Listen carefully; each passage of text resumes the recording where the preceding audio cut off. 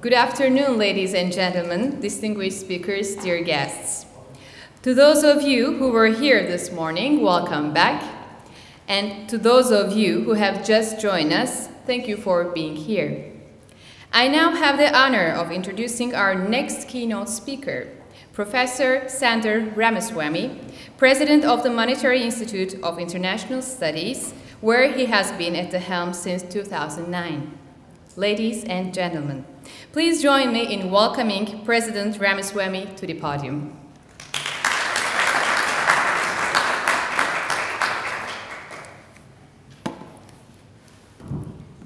Good afternoon and thank you all. And it is always very difficult to come right after a wonderful lunch and a beautiful ferry ride when I wouldn't be surprised if you all want to take a nap, because that's how I feel like it. But it's a beautiful day outside, and how often can you say that I came to Europe and went to have lunch in Asia and came back, and that's what we did. So I know we are running slightly behind, and I have prepared remarks, but I also want to add some commentary based on the conversation of this morning. But first of all, good afternoon, and thank you, President Gulai and my friend Noel, distinguished guests and faculty and students of this esteemed university. It's my pleasure to be here for this conference. And as you may know, and I'll tell you my background story just to situate my educational story in some ways. I feel a particular kinship, an attachment to this place without even realizing it, because of your founder, Cyrus Hamlin, who was the co-founder of Robert College, who after his time here in Istanbul returned to his native New England and became the president of Middlebury College in 1880. And Middlebury College is one of the top-ranked nationally known liberal arts colleges in Vermont, where I have the pleasure of being a faculty member since 1990 for the last 24 plus years. We too have a Hamlin Hall, not as grand as the one you have here. But Cyrus Hamlin, if you go back through the biography, is particularly known for his tenure at Middlebury because he took the very important and courageous decision to open up the previously all-male liberal arts college to women. And the first woman, May Chellis, was admitted in 1883. Today's graduating class from Middlebury College is 50% female. So the college owes a debt to Cyrus. President Hamlin had the courage and the conviction of his principles, upbringing and life experiences, I'm sure, to follow through at a time with decisions that were not popular or encouraged in a conservative academy. So when we think about the world around us, as we've been doing since this morning, is particularly tough, and that taking a stand or making decisions is next to improbable, it might help to think back to educators like Hamlin and the decisions that he took, whether in helping found the forerunner to this august university or to admit women in a prestigious New England liberal arts college. I also have another particular attachment because, as I was telling some of your organizers, in the year 2000, Middlebury College celebrated its bicentennial, and I was in the bicentennial commission of organizing a year-round festivities. And I know this conference is coming at the end of your celebrations, but I take my hat off for all of you for marking the 150th anniversary on all the hard work that goes into marking such an occasion. I thought I'll do the reverse of what John did to give you a sense of how we at Middlebury have looked at globalization and what makes it an interesting model.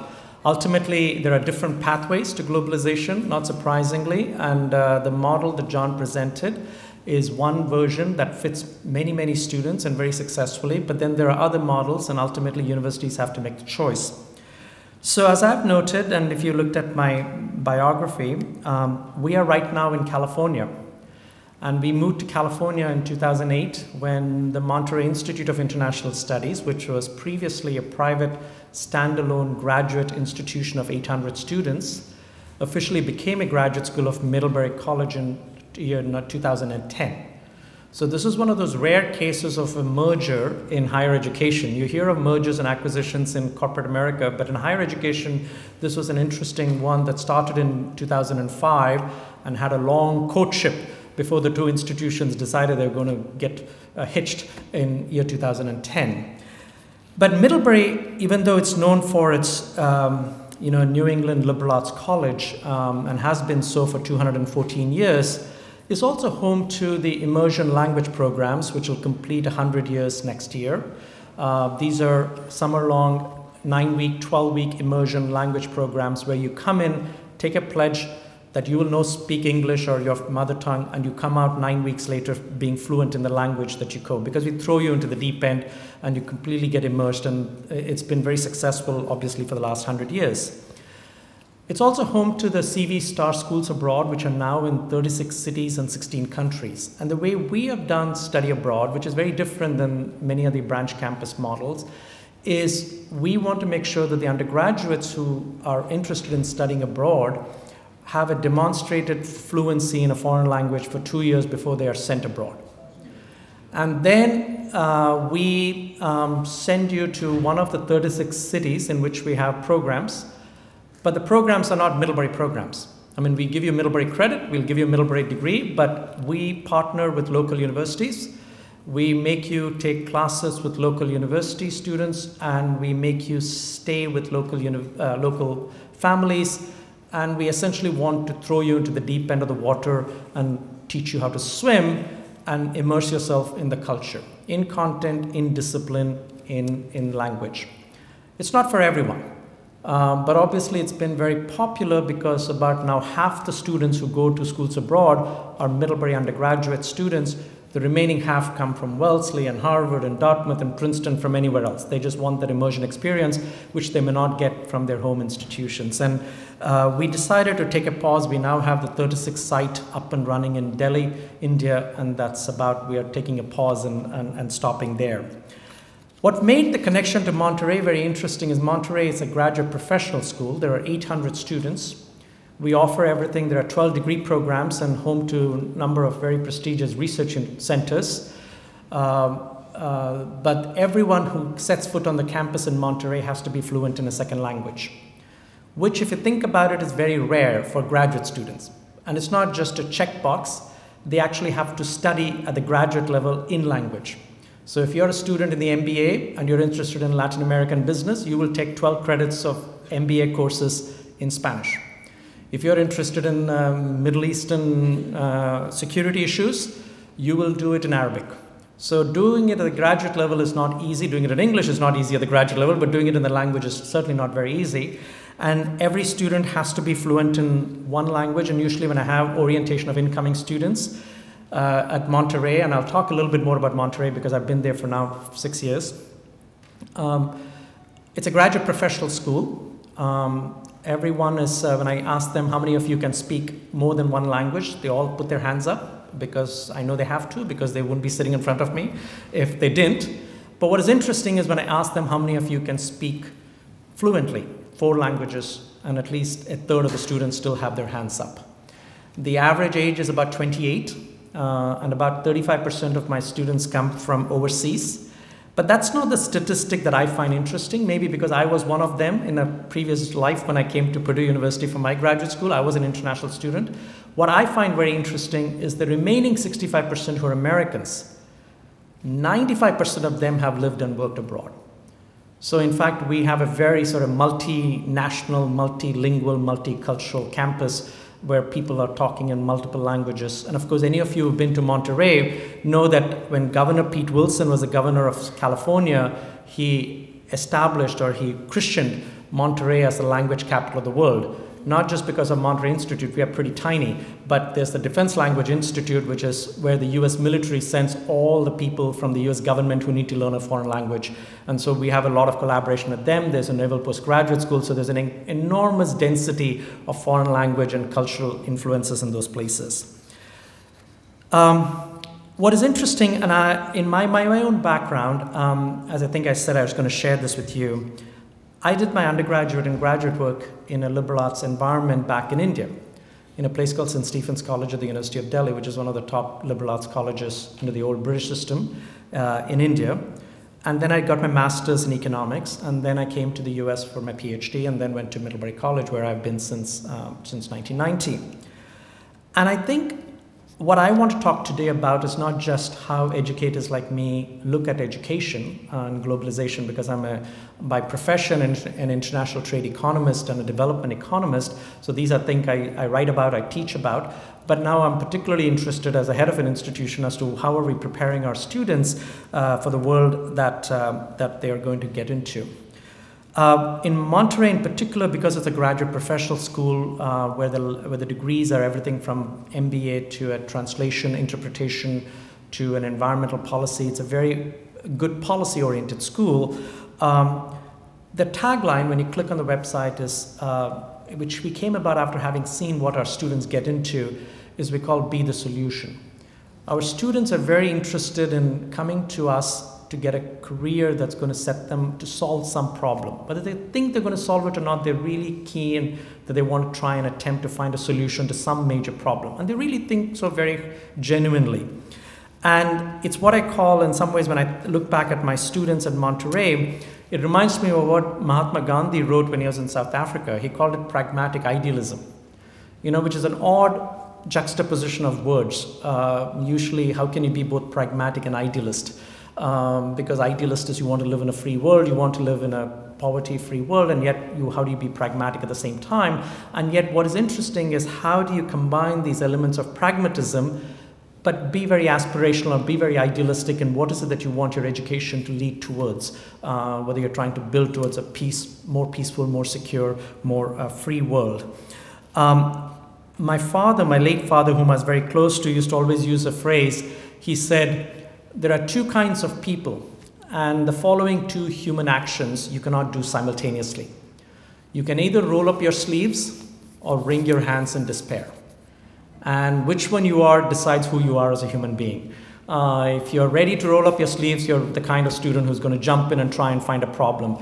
If you're going to be doing this, then you're sitting there worrying about how the world is going to come. In Monterey in particular, what I find is the students tend to be more or less, they tend to be, let's roll up our sleeves. And one of the biggest research centers we have is the James Martin Center for Non-Proliferation Studies. It's now been there for 25 years. It's the largest NGO in the world that does research on nuclear, biological, and chemical weapons, trying to keep the world a safe place. And so these are students who are trying to figure out how do you detect North Korean missile launches and so on and so forth.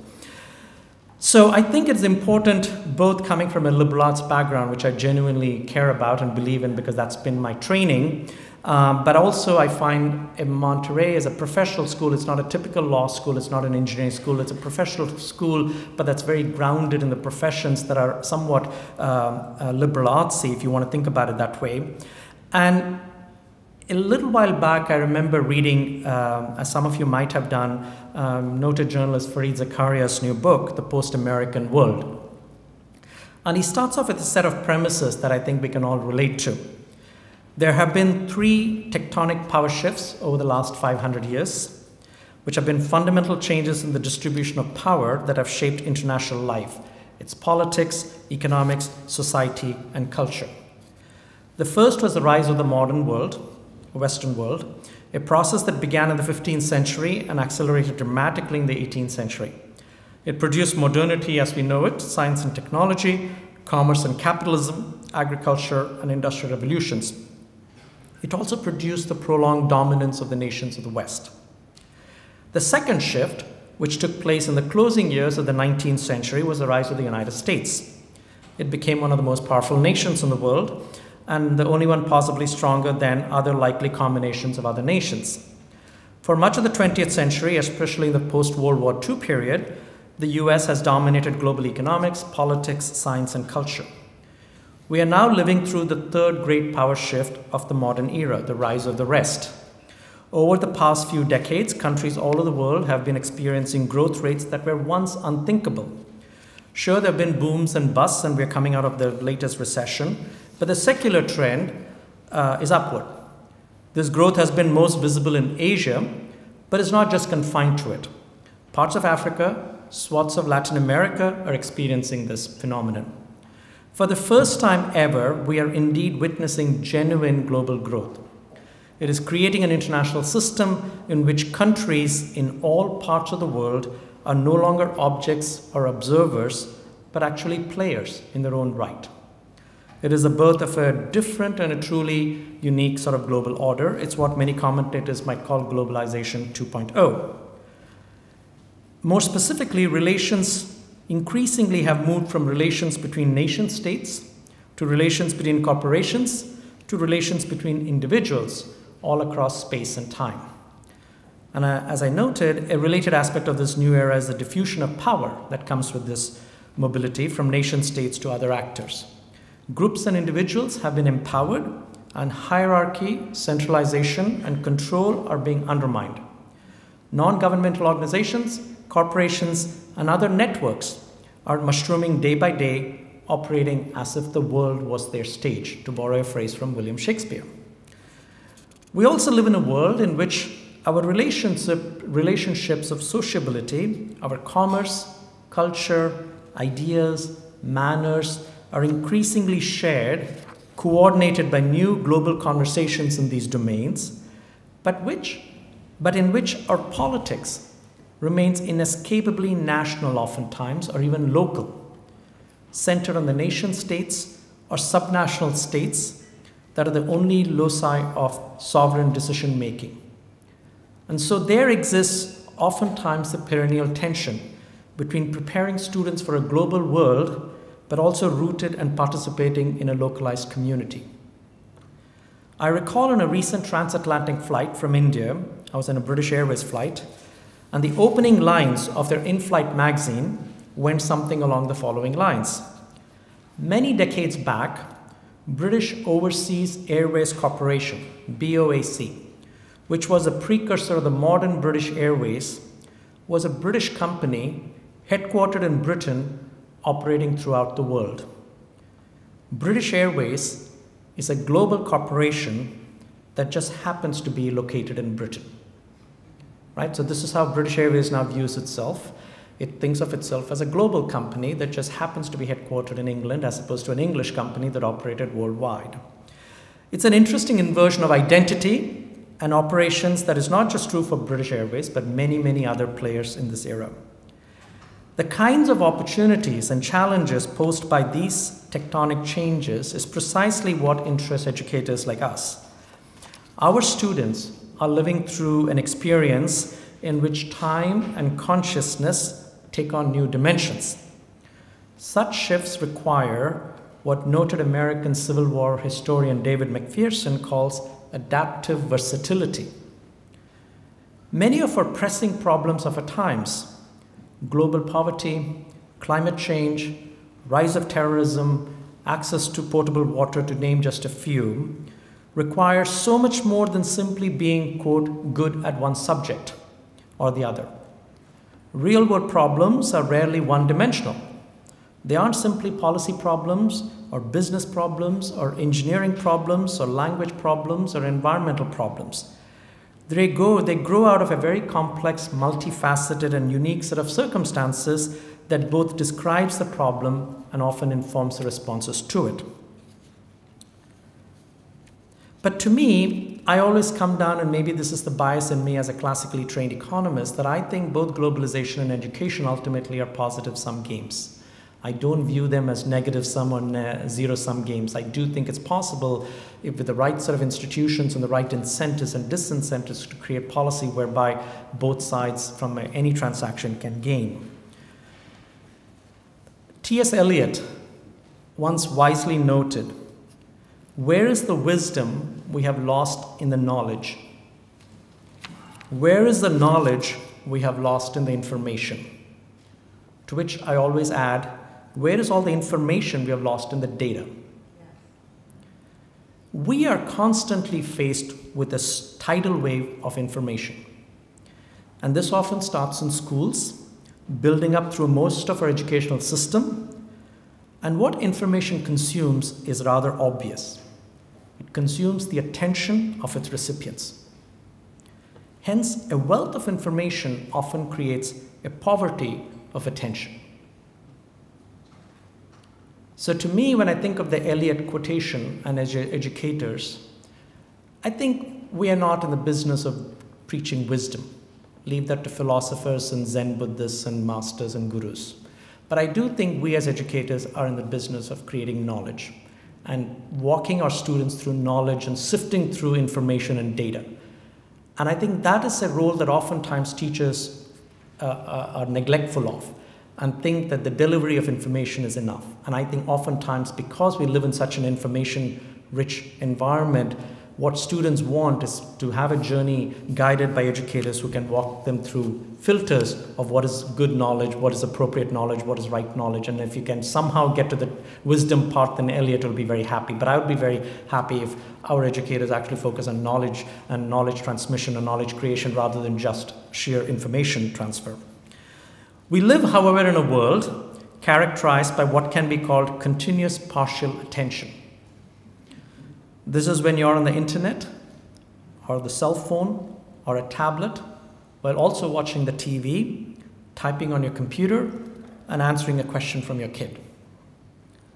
You're multitasking your way through the day, continuously devoting only partial attention to each act or person you encounter. It is the malady of modernity.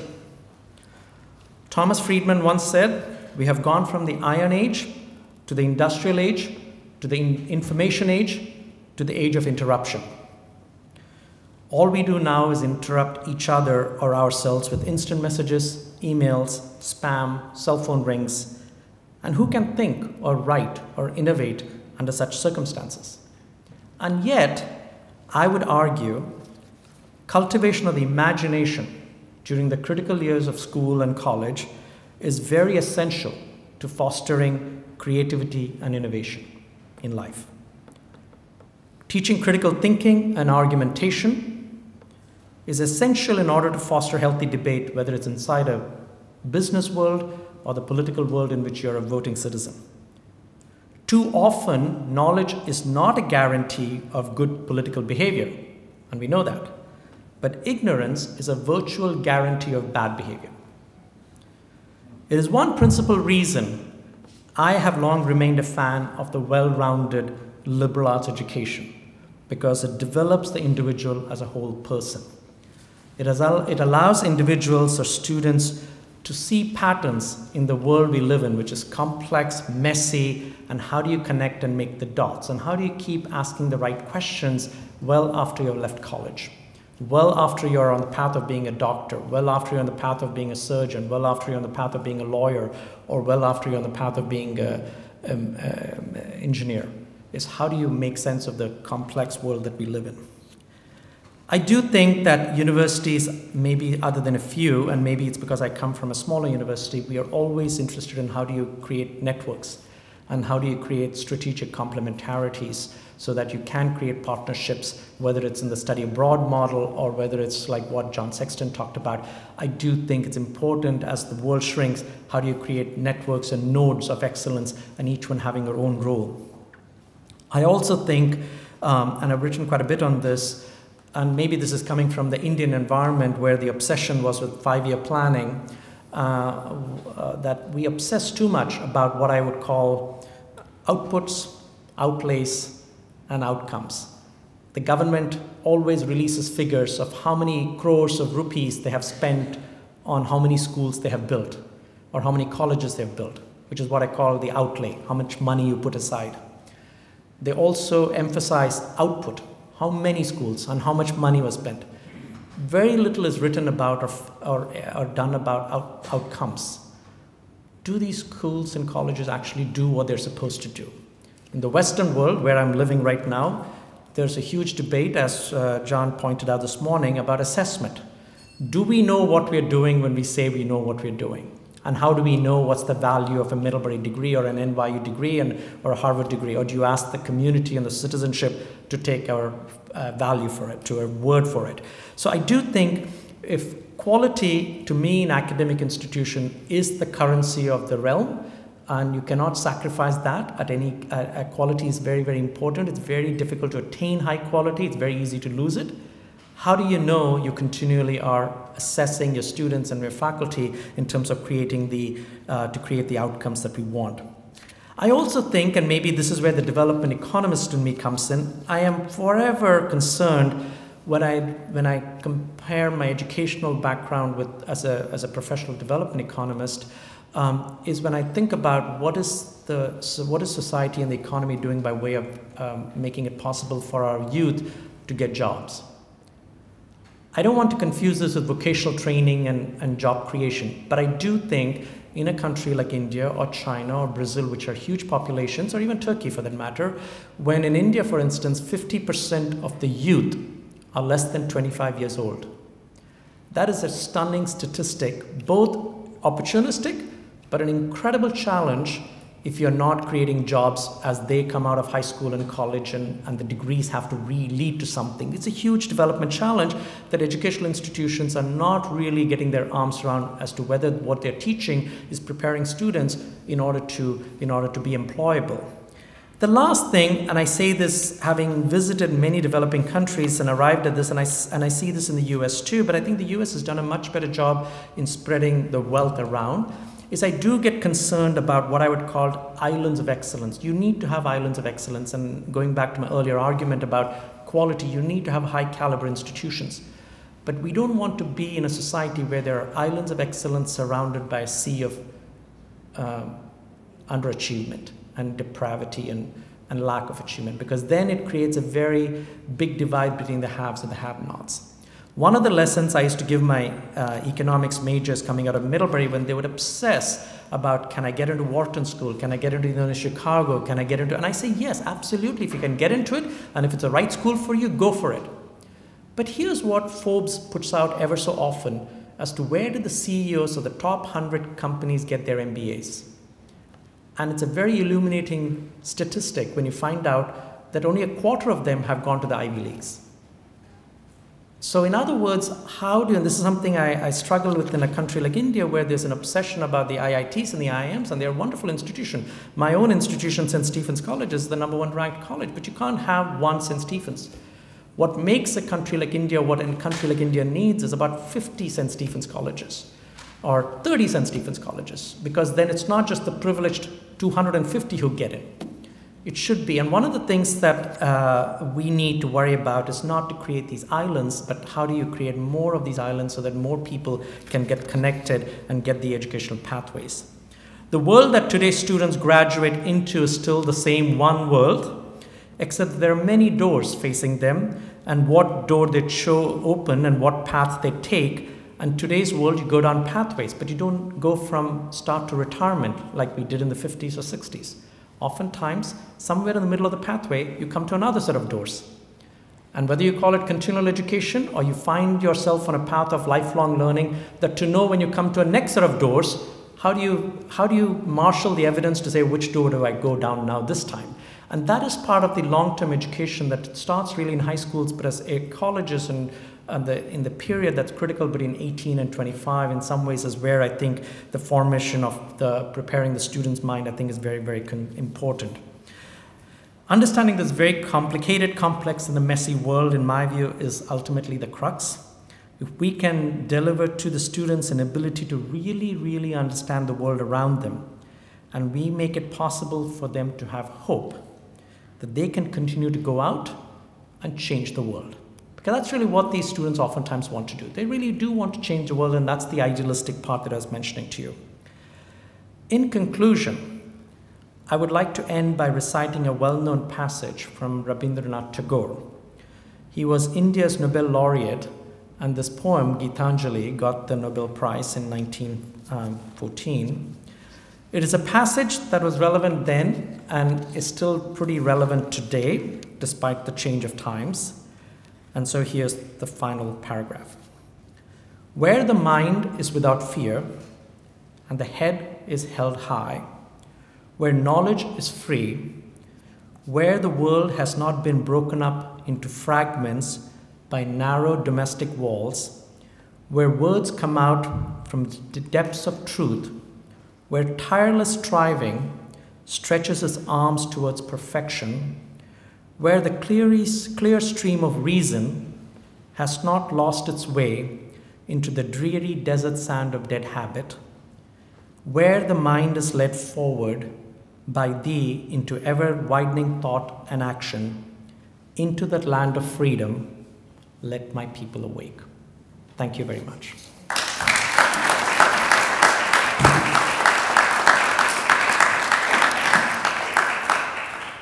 I will leave it up to Noel and Gulai if you want me to take any questions or move.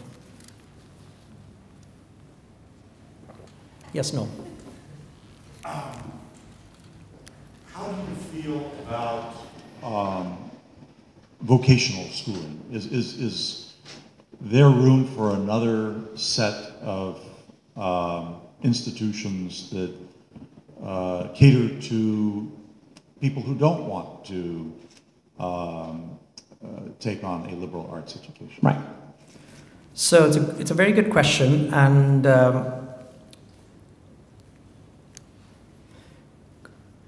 despite what I have said about my love for liberal arts, and I'd love for everyone to have some grounding in liberal arts, I do think when you think about on a countrywide or even on a statewide policy level, we need to have every kind of educational alternative possible. It's not necessary that everyone has to go for a 4-year education. Sometimes a 2-year education or a well thought out apprenticeship or articleship is maybe the right format. But there's a flip side to it, and this is the economist in me, which is oftentimes the demand side is not there.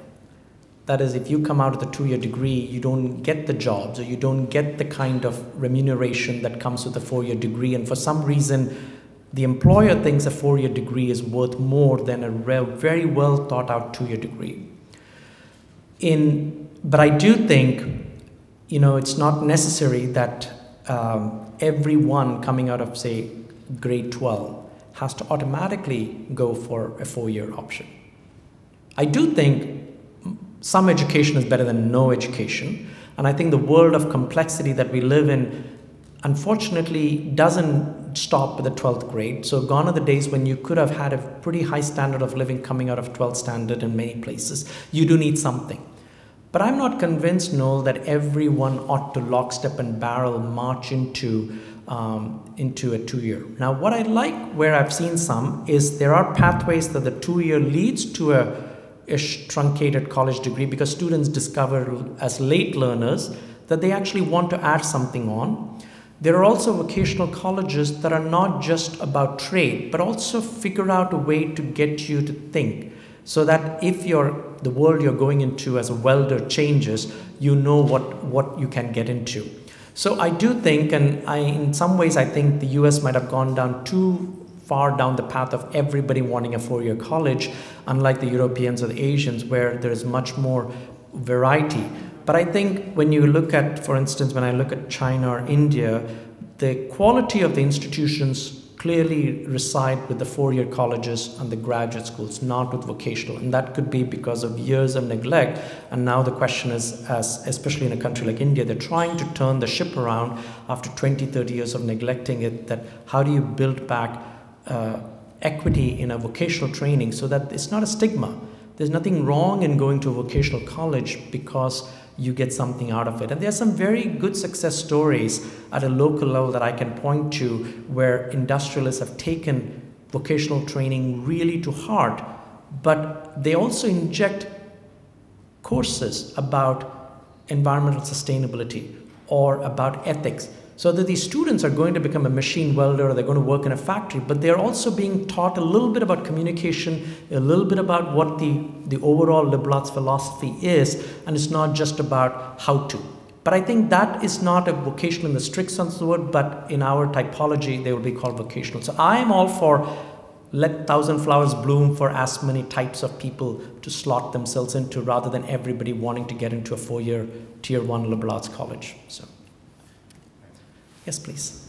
Which one was the most popular second language in your institute? So we teach all the UN 7 languages, the 7 of them. It fluctuates. Right after 9/11, Arabic was on a very high. Arabic demand has leveled off. Japanese and Chinese have always remained very positive for us because we are in California. We have a long history with the Pacific Rim. So the number 1 language has always been Mandarin, followed by Japanese, followed by Korean. Those have remained the top 3. But last 5-6 years, number 4 has been Arabic. But these are the 7 languages that we teach, and we teach graduate courses in these languages. But in addition, students always want other languages. They want Turkish, they want any language. And because we have the access to the Defense Language Institute, at any given time, we offer 30 languages.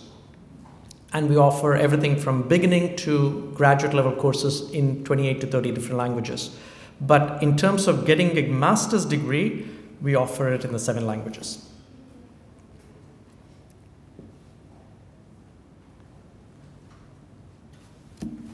Let me also say, Sundar, I thought your remarks were just brilliant and very stimulating. And I have another question for you. How do you feel about a 3-year liberal arts degree? So, I had a 3-year bachelor's degree. As did I. At St. Stephen's College. And my predecessor, from whom I took the presidency of Monterey Institute, when she was at Middlebury, she engineered, and I was one of her few proponents on the faculty who supported it for a 3-year bachelor's in the mid-90s, at a time when nobody wanted to touch that. But I think the mistake we made was we took what you would have taken in 4 years and tried to shrink it into 3 years. So we did the same number of credits, but which meant that you came the summer before, you did 5 courses each year, each semester, and then by the time your class is as a sophomore, you're already a junior. And then many of the students are going abroad, so by the time you come back from abroad, your peers are no longer there because they are still a junior and you have now moved on as a sophomore. As a senior. I think that is a mistake. I do think you need to go back and say, how does a 3-year major in economics look like? And really start from scratch and say, this is what a 3-year major in economics or philosophy ought to look like and can be completed in 3 years. And so there is the distribution requirements, which is the breadth. There is the discipline requirement. And of course, and I've been a faculty for all these years, every faculty member will argue his or her course is the most important course, you cannot get rid of it. And the moment you start going down that path, you keep adding courses and suddenly you're looking at 4 or 5 years. You go back and start from scratch and say, what are the 10 most important courses you need to be a physics major, to be a biotech major, to be whatever. And then build it around that and then see one of the things. So in Monterey, one of the things we did, we have gone the other way. So it's not a 3-year concept. There we have tried to shrink a 2-year master's into a 1.5 years. Or a year. And the only injunction I gave to my faculty was, and of course I'm in a different position so I can talk to the faculty differently, I said you cannot add more courses and make it costlier. You got to go back and as a faculty think about what courses can be substituted out because you think something is more important, and then come back and tell me that a student will, with the same graduate student tuition load can graduate in 12 months or 24 months or 18 months. And that has been more successful. I think eventually the 3-year major will take roots in most other parts of the world.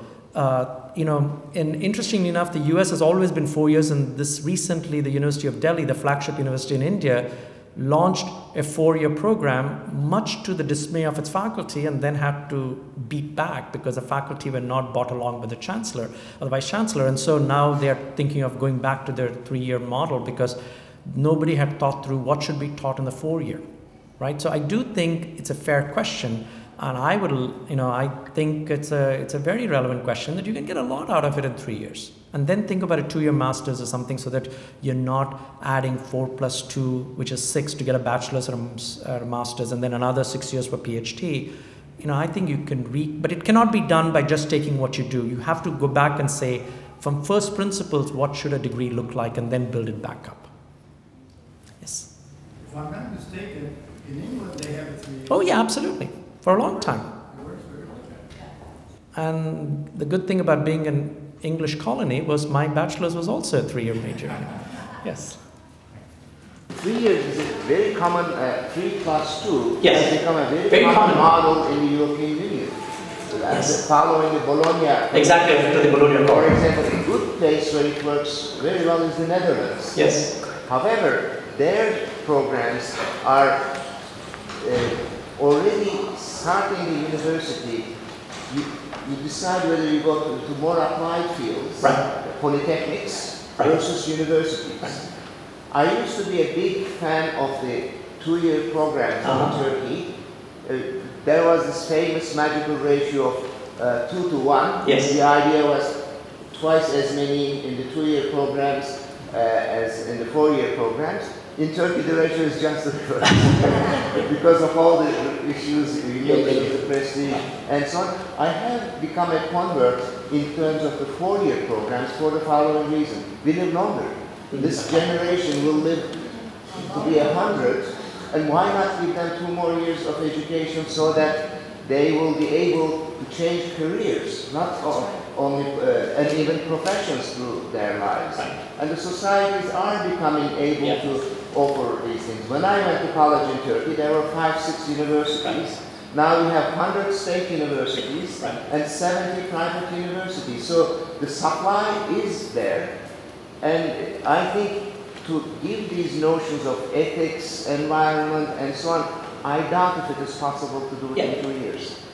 I mean, I think to be fair, not only have each of the disciplines produced so much more intellectual capital to be conveyed, but I do think if you want to get students to be a good writer, a good communicator, a good thinker, that comes with some reflection, and that takes some, and you have to add it. So I can see the merits of why American institutions are resisting shrinking the 4, but whether we do a 3.5, whether we do some, an interesting model might be actually to do some of this online, some of the basic courses like accounting online, and then come and do more of the courses where it requires the knowledge element rather than the rote transmission of information. And one of the things none of us today have talked about really is what I think this disruptive technology that we are confronting with, which is MOOCs or however you want to think about it, it is going to shake us up. It is not just going to be at the margin. I think colleges that are not willing to experiment on an ongoing basis are going to get surprised. I'm not convinced that eventually a Coursera or a Udacity model will be on par yet with Stanford or Princeton or Harvard or Middlebury, any of these, not yet. But I can see students being able to package a lot of these courses and calling it a certificate and sticking it on a transcript or a resume. And eventually, as more people start doing it, they'll start gathering value. And so universities that are putting their heads in the sand saying, this is a passing fad, I personally think we are in for a root shock. And so one of the things we do at Monterey is I've said to faculty, be as creative and experiment. If you want to flip your classroom, be my guest. We will provide some startup funds. You tell us, but we want to monitor how you're doing, and we want to monitor assessment. Have the students learned? Have they been as participatory? So at some point, we don't have an answer. I don't have an answer as to what this is, but I think this is the phase where you want your faculty to be as creative and experiment to what suits the ethos of that place. So, yes, please. It seems some of the things that we've been discussing relate to the fact that there's a discontinuity between early education and university education, college education.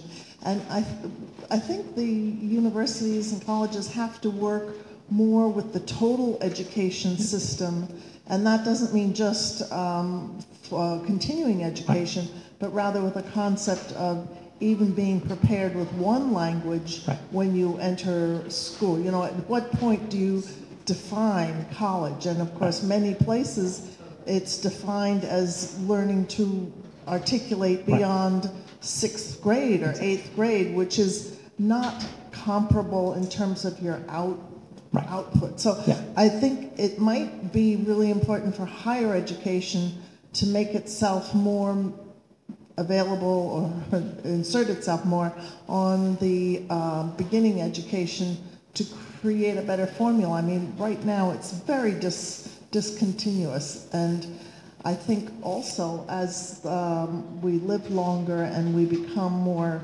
intellectual about our work, all of these subjects which are not professional, in other words, you need a certain number of degrees to be a doctor or a lawyer or a mathematician. How many years do you need to study to be a poet? Yes. And yet many people want to be a poet. So they want to go to school and take a 2-year course. I mean, there are plenty of commercial courses that are booming with making profits off teaching antique furniture appreciation or painting appreciation, what have you, people are always sitting into the graduate courses if they have a connection. So there's a huge demand for continuing education for pleasure, right, as well as for repositioning jobs. But there's no mechanism of making units of that education useful. So it's a whole continuum problem, I see, and that's a comment more than a question, but I think probably the universities are in a better position to try and make changes in this direction than the early schools. I mean, my experience was that I was able to get a degree from Princeton in 3 years because I satisfied all of the language and expository writing and other advanced placement courses. So there was a way of measuring whether I had fulfilled a Princeton University degree. But I think that is in some ways it's a great observation, and I'll give you two pathway answers to that. I hear colleagues in my first year program, when I used to be more regularly at the undergraduate college, really lamenting about it. This is at a very prestigious, very high caliber place like Middlebury, lamenting about the caliber of the students coming in certain remedial, there's much more remedial math, much more remedial English, much more remedial everything. And yet nobody wanted to do anything in terms of intersecting with high schools to what can you do. Some of it is beneath the college faculty, and some of it is the high school faculty don't want to be told, and so the partnership has not necessarily happened. But having started out with the negative, let me offer two positive stories where this has worked. I took a leave of absence to direct a graduate professional school in India called the Madras School of Economics. At the same time, I was involved with a non-profit called Institute for Economics Education. My simple mission in life was to promote economics literacy among the people, so that they could understand what a budget was, what a 5-year plan was, and why does economics matter when they open a newspaper. It was very successful, and we did a lot with schools. Because I was also seeing putting on my professional hat that by the time they came to us, it was too late. And if you go back to the schools and see what they were studying, it was abysmal. So we partnered with very many schools, and of course this is a drop in the ocean because we partnered with about 25 schools in the city of Chennai or Madras, but there are hundreds and hundreds of schools. But they were willing partners because they wanted to improve their curriculum, because they realized that they wanted their students in 10th grade and 9th grade. I think college faculty are good in interacting with high school. I think below that it requires a particular temperament. But that was very successful. More recently of note is Middlebury and Monterey together, we created something called Middlebury Interactive Languages, MIL. It is a for-profit company in conjunction with K-12, and it's for language online delivery of foreign languages, but it's for high school students. And the reason for that is because we want the school students to be better prepared in foreign languages before they come to Middlebury. Middlebury is one of the few places where languages are taken extremely seriously, and yet it doesn't have a language requirement. Students just come to us because they know us for languages. And we were finding that a lot of students were not being as prepared. They wanted to be good in languages, but their preparation was not very good. And so the MIL, which is an online delivery mechanism, has allowed us to reach out, and we work with about 25 different states now in the United States, and we give it away to public schools to try it out, so that the public school teachers now have a mechanism to try out something, given that languages are being slashed at the school budget level. So this is one way in which we have worked with, but this is only one discipline. It's languages, and it's a very small thing. Your point is a much bigger one, but this is what I hear from a lot of my freshman advisors, and this is a conversation we always have, that incredible great scores and SATs and what have you, but they still need some prep work to succeed in their first year, and that's not a good sign. And if this is happening at the prestigious places, imagine at other places. So I think that gap has to be addressed. Not so much going down to middle school, but I think starting with high school to college, I think that gap is what I think we are capable of addressing constructively. Yeah, I just might make it's a very good point, Albert.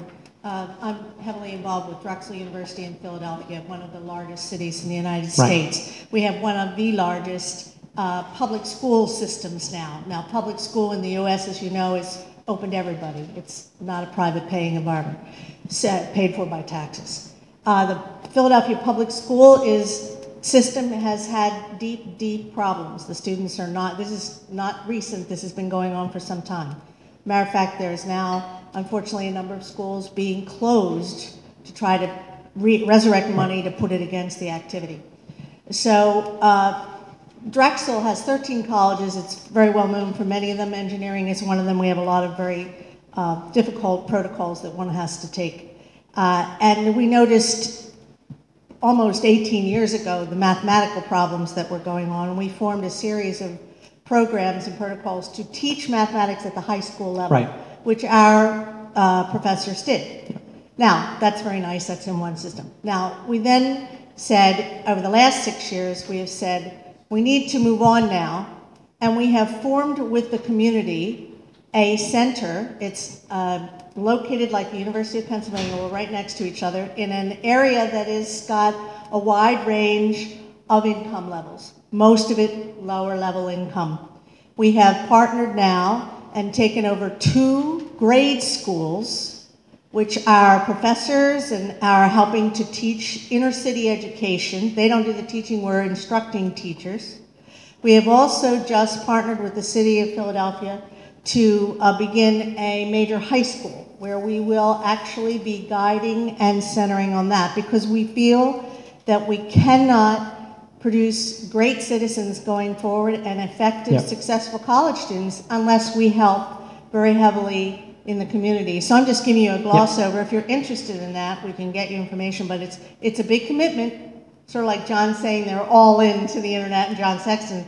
But we feel very strongly, and the trustees, of which I am one, are very supportive of this. But it's not to be taken lightly. Because it's a commitment that faculty have to do. Absolutely. Well, I guess I was also implying you often have a 4-year college program because you have 1 year of makeup. You know, and so as you're studying higher education, you have to define what's the beginning of high. Exactly. And to make some serious cutoffs, because it's wasting time and money. I assume it's more expensive to teach in a university than it is to teach in a high school. Absolutely.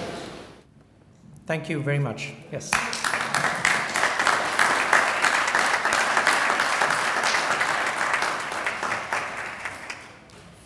Thank you very much, President Ramaswamy, for your valuable remarks. Ladies and gentlemen, we now have our second coffee break. Please enjoy. Our afternoon panel will start in 15 minutes. Ladies and gentlemen, our afternoon panel addresses a very important topic. How do universities prepare their graduates to succeed in the age of globalization? I would now like to introduce our distinguished panelists and panel moderator. You all know Mr. Latif from this morning. He will be moderating this afternoon. Our eminent panelists are Mr. Jerry Halton, Senior Presidential Fellow at New York University and President Emeritus of the Polytechnic Institute of New York University. Ms. Nina Henderson, Managing Partner at the Henderson Advisory Group. Professor Cindy Jebb, Professor and Head of the Social Sciences Department at the United States Military Academy of West Point. Ms. İpek Cem Taha, the Director of Columbia Global Centers, Turkey, here in Istanbul. Please join me in giving them a warm welcome. Mr. Latif, the floor is yours. Well, we have an extraordinary panel to continue this extraordinarily stimulating day. And I'd like to begin with a very broad question. Do universities have an obligation to prepare their graduates to become competent global citizens? And if so, how do universities proceed? Nina Henderson, you have observed that, quote, to contribute and succeed, a global citizen must embrace a wider lens beyond that of their heritage, end of quote. How do we enable critical thinking and the value of seeking insight/perspective? And how do we overcome isolation and promote greater interaction across cultures and other divides? Well, how long do we have, huh? And I'm sure my wonderful colleagues up here will have lots to say, as all of you in the group. You know, I think we've heard a lot about this already today, but I think it is so incredibly important to be able to look beyond the rose-colored glasses, to be able to open your frame much broader. And you can only have that through immersing yourself in the experiences of other people who look at things in other ways. And there basically are many ways to look at exactly the same thing, but everybody looks at them very differently. And unless you put yourself through the exercise routine of understanding that, you will never make it globally or locally, frankly. And one of the ways in which you can do that, of course, is to prepare yourself through education and become a lifelong learner. Be interested in everything and everyone. What an easy thing to say. But I think your college years can open an incredible lens and make you more interested in other people, in other things. However, it's pretty easy to stay in a box, even in a university, isn't it? I know, for example, at Drexel, where I'm chair of academic affairs, working on behalf of the trustees with the provost and the deans of the colleges, we have a tremendous number of students from China. We always have had, the previous premier's son came to China. It came from China to our School of Engineering. And we have a tremendous issue with Chinese students coming and wanting to stay only with themselves every year. They want to stay with themselves. And we have done many things to try to bring the Chinese students into broader groups of people. Yes, Americans, but we have a lot of Indians studying there. We have many people from many countries. And we think that one of the opportunities here, and we're in a big city, we're in an urban city, and we think one of the opportunities is, again, to expand this lens. So even in a college, I suggest to all of you professors and learned individuals that you have to keep a fingertip on your students and understand how are they proceeding outside of the classroom and their ability to take on the knowledge. How are they proceeding? Are they staying in their own, which is used a lot today, comfort zone? Or are they expanding their ability to experience through other people and other elements? This whole issue of critical thinking, absolutely so important. It's thrown around, you know, and no one really defines it, but I think that the issue is discernment. There's a lot of information out there, as we all know. How does one set up a series of screens within their own mind to determine whether or not things really make sense? Things connect, things really point to a way forward or to a way to examine something. You don't always have to take the same exact opinion of other people, but you have to be willing to welcome that other opinion. I don't think that can happen without the ability to critically analyze and think, and I think education provides the foundation for that. The more encouragement for debate, discussion, exchange. And I know my colleagues have a lot to say on this too, so I'm not going to go on other than to say there's a lot of technology out there right now, and we know that, let's just take Facebook, Twitter, Instagram, etc. The problem is we're communicating, we think we're communicating, we're not communicating. We are communicating out. But communication is really the exchange between people, understanding what it means when I look you in the eye, when I move my shoulder towards you. If one doesn't exercise the ability to understand the completeness of communication, we will lose that practice and we will lose tremendous ability to understand and look through a different lens, and then therefore not have the ability to even learn how to critically think. So I always leave students that I have the wonderful opportunity to speak with, I always say, here's a suggestion every day. Look up from your gadget. Look up. Treat it like an exercise, like you go to the gym. Look up. Watch other people around you. I'm not telling you to throw the equipment away. We all need it. But look up. I'm sure everybody else has some other ideas. No? I'm going to come at it from different angles here. Okay. Well, without question, learning to live with our deepest differences is critical within pluralistic societies. Jerry Halton, you have commented that, quote, as the world shrinks due to communications technology, we are finding it more and more difficult for people of different cultures and values to live close to each other. Indeed, violence at this level seems to be increasing, even though major wars, like in the 20th century, have been eliminated for over 60 years. How do we provide the skills and values that help people live in civil, tolerant relationships? Can we do this and still allow personal identity to be strong? What does it take to be a cosmopolitan citizen? Well, am I on? There I am. Yeah. So, good quote, Noel. Did you get it? I hope I said that. I know, thank you. What's interesting, as a former Undersecretary of the Navy, I spent a lot of time in my younger life thinking about how to make war or how to make the world more stable through the use of force. But you begin to conclude in that role that it's probably impossible to spend enough on defense and spend enough on force to truly make a stable world, and plus it would be a world you wouldn't really want to live in anyway. So you begin to move more towards the power of education. A friend of mine in Washington says talent is the oil of the 21st century. So in many ways, talent, our ability to create bright brains is my first key. I pick up on what Nina said about a wider lens, an ability to look up. We found two things that really count. One is empathy, self-awareness and empathy. More and more we're discovering students that can do really well have an empathetic quality that lets them understand the other. And then secondly, they're quite self-aware. They sort of go together, as you know. And then the question is, well, how do you do that? And of course, you heard John Sexton this morning describe the way NYU's attempting to do that, which is send our students abroad, send them into situations in which you're fully engaged with the other. We say to our students, if you want to see people just like you, don't come to NYU. Go someplace else. If you want to see a myriad of others, then come to NYU. So that's the first skill.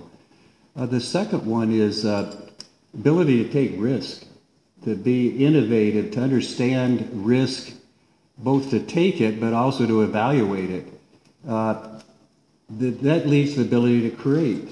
And the ability to create then leads again to this sort of self-confidence that I am capable of taking care of myself. I am capable of being an actor in the world who will survive. I can shift as the economy shifts. I can change careers when I'm 50 or maybe again when I'm 70. And I've got that confidence. So I would add to what Nina described, which I think is really important, this idea of empathy and ability to take risk. But the other thing I'd say is, for us that run universities, you need to ask the question, well, does my university epitomize this value that I say I'm teaching you as a student? Yeah. So there's an interesting tension it creates, because the extent the university focuses in on itself, then the student says, well, wow, is that the value of life, to focus in on yourself, when we're saying, no, you're going to be a global citizen, a cosmopolitan person? So I would challenge universities, as we've challenged New York University, get out into the world. It's not always easy. I mean, you saw NYU we were pilloried by the New York Times for a few laborers in Abu Dhabi who were not compensated fairly. We said we would rectify it.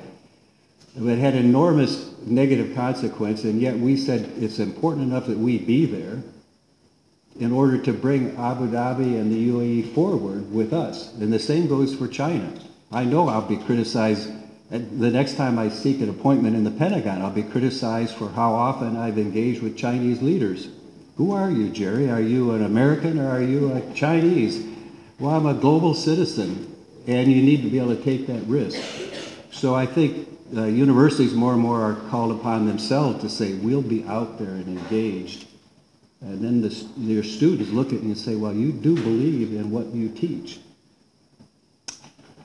Thank you. Cindy Jebb, how has the curriculum evolved especially since 9/11, to produce critical, empathetic thinkers who are self-aware and cross-culturally competent? Thank you for that question. And I would like to just take a moment just to thank Boğaziçi University and Noel Latif, as well as President Barbara Sulu, for having this phenomenal opportunity. And I remember what you just said at lunch, to have an opportunity at a conference to provide time and space to think about what's really important. When the day-to-day urgent, sometimes we lose what's really important, how we want to contribute. So I just thank you for this opportunity. I think before I get to the curriculum and how it's evolved, I think it's important to maybe just lay out a little bit on how we're thinking about globalization and what that means for our graduates. And I think just to lay a little context, our graduates at West Point, I should also say that everything I say is only my opinion. It does not represent the United States, Department of Defense, West Point, or my mother. So just me. But let me just give you just sort of context, and then maybe why we look at the environment the way we do and how that then relates to the curriculum. But at West Point, our mission is to educate, train, and inspire leaders of character. And when they graduate, they not only have a Bachelor of Science, and I'll get to the curriculum, it's really a liberal arts degree, but we call it a Bachelor of Science, and they're commissioned as lieutenants. In fact, my son graduated 2 years ago and is now a lieutenant at Fort Lewis, Washington. But I want to get back to the educate, train, and inspire, because I think in terms of what we do is more about developing people. And I think all institutions of higher learning, it's educate, but even developing the human being, developing people, and why that's so important. We do it across 3 pillars: academically, which I'll talk to, physically, which, as I was hearing the discussion about a 3-year or 4-year institution, I'm also the faculty athletic rep, and in the United States, of course, our college sports are so important, so going to 4 years, I don't know how the NCAA would react. But also across the military pillar. Within, I'll call it a cloud, a weather of moral ethical framework. And that's really, really important as we develop people, that they also get that moral ethical infusion, if you will, inculcation, because we also bring folks from all walks of life into the academy, and to make sure that we're all internalizing the values of the profession, that they will continue, right, as touchstones throughout a career. So those are the folks we're developing, who are going to be lieutenants, and we're putting them in an environment. When we talk about globalization, I think back to an op-ed from the New York Times that said, what globalization means is that the world's not just complicated, it's complex. And what does that mean? The pace of change is so rapid, and we're really all connected. And when you think about that, the connections mean that what happens across the world matters because of those connections, and we must pay attention. And so for us, this notion that we can have the luxury to have binary thinking, you know, the we, they, us, them, peacekeeping, counterterrorism, military, non-military, we can't afford to do that anymore, because we miss really opportunities, and we miss the nuances that could really be dangerous if we don't understand it. So we're really in the business of producing strategic thinkers. And when we think of strategic thinkers, those are folks who are critical thinkers, creative thinkers, holistic thinkers, empathetic thinkers, and people who can be forward-thinking. So it's not just about solving problems, but anticipating new problem sets, if you will, and I think that's even more important. And when we talk about this notion of, I like the notion of self-awareness, because when you study other people and have an opportunity to do cultural immersion, and I'm going to get to the curriculum, why that's so important, that we have those experiential opportunities where cadets, and we have cadets now doing semester abroads, which is something I think when I was going through the academy was unheard of. Everyone would have been so excited to be away from the academy for different reasons. But to have that opportunity to go into developing countries for 3 weeks during the summer and work with NGOs, we feel that's very, very important to build relationships and build that trust, because that happens with individuals. It doesn't happen across organizations, and why that's so important. We have a liberal arts education, so math, science, and engineering, and the other half is humanities and social sciences, and we feel that's a very foundational piece of the curriculum so that folks are coming out with tools on how to think, not what to think. And the kinds of changes that have occurred, if you will, since 9/11, I'd like to think we've always been doing that, but there's been more focus on it and making sure that cadets have opportunities to not only have cultural immersions all around the world, whether it's during summers or semester abroad, but also within our own society, because we also have to think about a military culture that you need to be connected with the rest of society, because you don't want to be an insular military culture.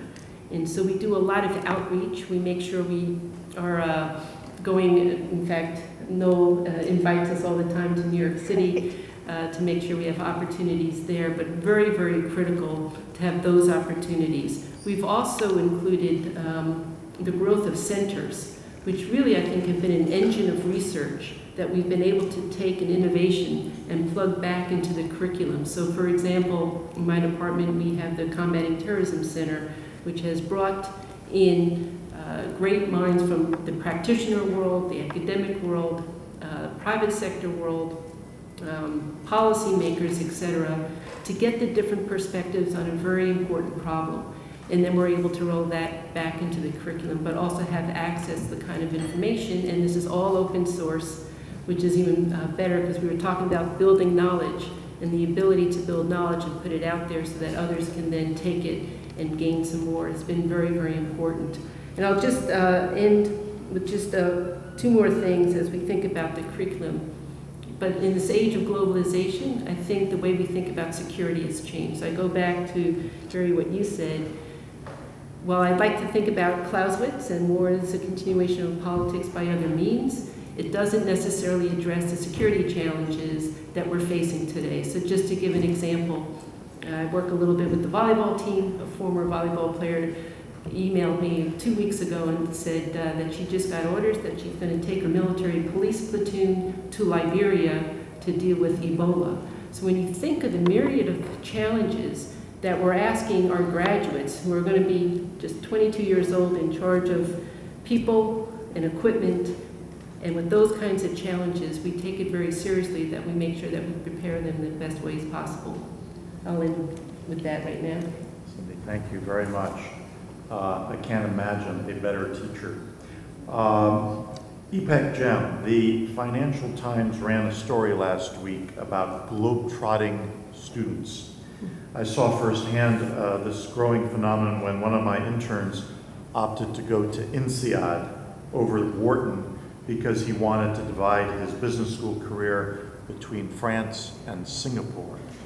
How is Columbia University responding to this trend? Yes, thank you, Noel, and thank you to Boğaziçi University for this wonderful convening. Columbia University has, like other great universities around the world, is thinking hard about globalization and what it means and what kind of response we could give to it. Columbia Global Centers, of which I'm part of as the director of the Istanbul Research Center, and as also working strategically with all the 8 global centers. The global center idea is just one of the responses to globalization that we have. Clearly our students, whether undergraduates or graduates, are very interested in meaningful global experiences. I know in the morning, in the first address, we talked about, is it academic tourism or the real benefit? I mean, the meaningful academic experience. And the meaningful experience for us is very important. For that reason, for example, we're trying to, at the undergraduate level, make the global experience of the students both more meaningful, more content-rich, more collaborative, and more local, but at the same time make it need-blind. This is also one of the aspects of being a global university, because it's expensive to send your students abroad, and not every student has the same resources. So global centers, they started about in 2007, and we have now 8 of them. In Mumbai, in Nairobi. Usually in Turkey is kind of unusual that we first targeted large geographies like China, Brazil, India. And then we also were in Africa doing a lot of development work, in Nairobi doing a lot of Earth Institute work. Now we're also in Chile and Istanbul, which are, I'm not comparing Chile and Turkey, but still they are smaller geographies. So why this outreach? Because we feel that there's a lot to learn all over, and not only do we have this two-way dialogue between the campus and the global centers, but we also have the dialogue amongst the centers. So we can do joint programming, not just with Columbia University, but we could envision doing joint programming on women in Chile and in Istanbul, which we actually recently did about women creating change is one of our global program themes. And we recently had a convening of academics, experts, artists, including a gendered memory tour of Beyoğlu, which is something quite interesting. So we look at all this programming and we not only think the campus and the locale connection, but we also think about the network connection. And the network sometimes multiplies, but sometimes there's not interest to do everything everywhere, because urbanization, could be an issue in India and it's everywhere an issue, but maybe it's not the same that you would think about in Sao Paulo.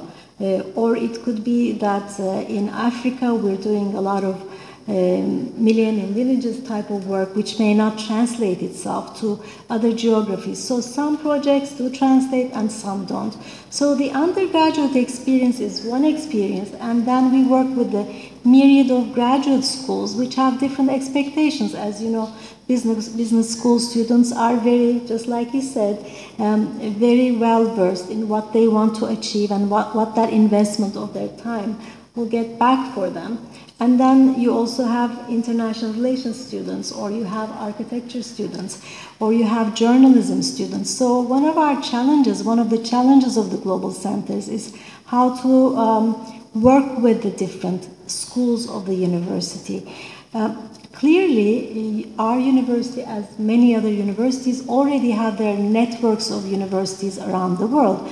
Boğaziçi University was not discovered by the Istanbul Global Center. It was already a major counterpart and collaborator of Columbia University professors.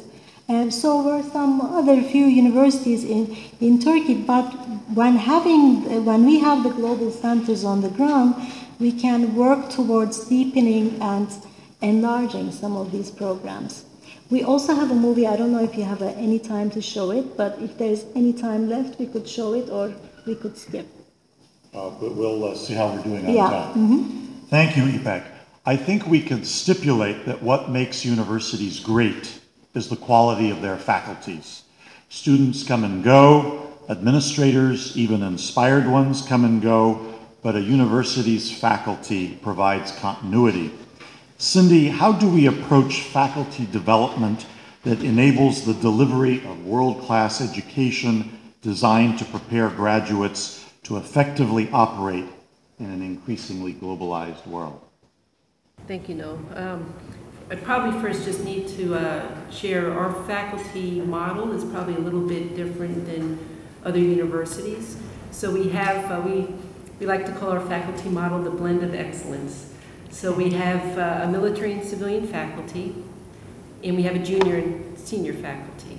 The rotating military faculty, and that I think is the center of gravity, what really counts here at West Point.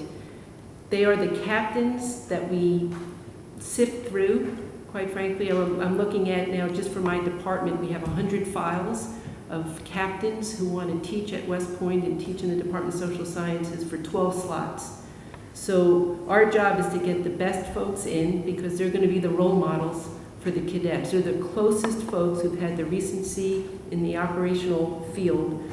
We then take them and put them in the best graduate school programs. So the really wonderful thing is, and this is the untold story of West Point, they're my focus. To be honest, they are my focus, because they're the ones who are going to come in, are going to teach and mentor cadets, going to professionally develop themselves with their own scholarship, and then go back out and be the senior leaders in the Army. Frankly, my job is to make sure that at some point I'm calling them sir and ma'am. I want to see them excel. So for them, we bring in those folks, We also have, and they come in with all different schools, so very diverse. We also have a 25% civilian faculty who really give the deep expertise and collaborate a lot with those folks who are coming in.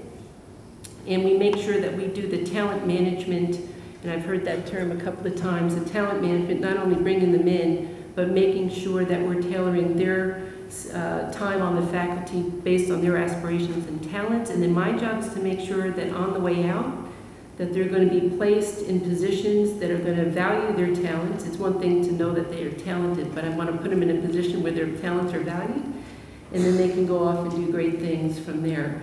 Why that's so important is because they have the knowledge of what those cadets are going to face, and the connections and the role modeling and the mentoring that occurs is just as important in terms of the disciplinary knowledge that they're going to get as well.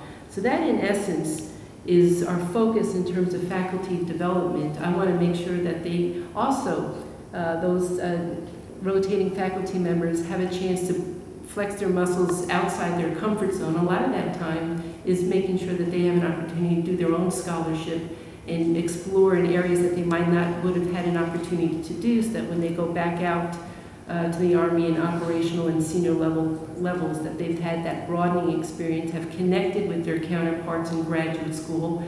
And quite frankly, it's been a retention tool over the last 10 years, because officers want to go to graduate school, they go to graduate school, then we know they're going to stay in a little bit longer, and actually it's a great way to keep talent in the Army, to make sure that we have the best folks out there making these important decisions.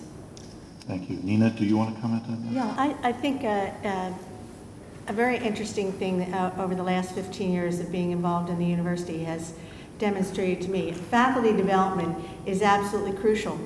I mean, everybody who's a faculty member here, they're experts in their subject matter. But we all know sometimes being an expert in your subject matter doesn't make you a good teacher or translator of the subject matter, correct? And some people have the gift. Other people, they learn the gift if they apply themselves. So the interesting thing at Drexel, we've done a number of things. We have 120 elective courses about teaching, courses. They're like 2-hour seminars. We have our professors across all 13 colleges electing to take these. We also, among our students, do polling, and the professors have said, and our teaching faculty and our adjuncts have all said, we don't mind this. We have the students rate how the professor is as a teacher. We grant no tenure at Drexel unless they have to be very capable in their subject. They have to have done research, and research differs by particular area of expertise. But there's also a big section about how good they are as teachers translating the information. So it's been amazing to us that so many of these professors who have very big schedules are also willing to continue to encourage themselves in teaching how to teach, how to transmit their knowledge. The second thing that's interesting, and this will come as no news to all of you who are seeing many waves of students come through. Students change, don't they? And the world changes, and how they teach themselves and how they take in information changes. So, at Drexel, which has been a wired campus since 1972, and because we have a huge computer information systems college, and informatics now as well, across all of the areas, people have been very interested in technology, and we've always been out in front of that. Well, our students, of course, now, they've all grown up, but I mean, they don't know what a dial tone telephone is. You know, they don't even know, lots of places, they don't know what a television is because they're seeing everything on their laptop or on their tablet or on their tiny little phone. And the fact of the matter is, the way they receive information, as we all know, has changed quite dramatically. And in fact, while they like lectures and while they like communication and one-on-one argument, they do, I've seen them in the classrooms, they're excited. They also want to go up to the dorm at night and they want to take the same stuff online. They do not want to always be receiving the information in the same manner. We have done an entire syllabus for the last 6 years to make sure that our professors are able to deliver education online. this is real time. Our technology is that it's real time, so you're actually experiencing the lecture. But it's different to be talking out without a group of people sitting in front of you. And we've tried to help them be really great at that so that we can have it match what the students are used to. Now, I'm not talking about, we also have a very large Drexel e-learning where you can get certificates and a graduate degree online. But I'm talking about actually students who have paid to come to campus. They expect to be able to receive things online. And our professors, again, I congratulate them. I mean, some of them are incredible. They are really making certain they understand how to transmit in a new manner. So I think it's, you know, just an interesting thing from my observation, Bill. Thank you, Nina. Jerry, do you want to comment on faculty development? Just as someone who came late to academia in the last 15 years, I was struck by one thing, which was how much faculty resisted what I would call the simple elements that we would call quality control and the evidence of others about their performance. So I have 2 or 3 insights from my life in this. One was, so I told my recruiters for the university, recruit me the brightest, most audacious set of students you can, because I want them to confront this faculty and say, I expect more. I expect you to know about what's going on in the whole world and give it to me. So that'd be one. 2 is push them out of the nest. Find research in some other part of the world. Get them out into the community. Tell them to sign up with the local mayor and invent the best way to do information technology if they're an engineer. So essentially get them to live the life that they're telling their students they're going to live. And finally, I think Nina's led the way, and Drexel's done a good job of leading the way on this, but the business model of university is going to change in the next 10 years. And for 2 or 3 reasons. One is it's gotten far too expensive. 2, all these young people growing up on technology are going to say, why am I still learning with a blackboard and a professor talking to me when I can learn many other ways? And 3, the biggest one I believe, and this is more of a case of ethical issue, the justice of it, we can't educate the millions of people in this world who deserve to be educated if we use this current labor-intensive model. And essentially we're saying excellence is so good that we'll deny you an education completely because you can't get a Harvard or a Yale or an NYU or a Middlebury education.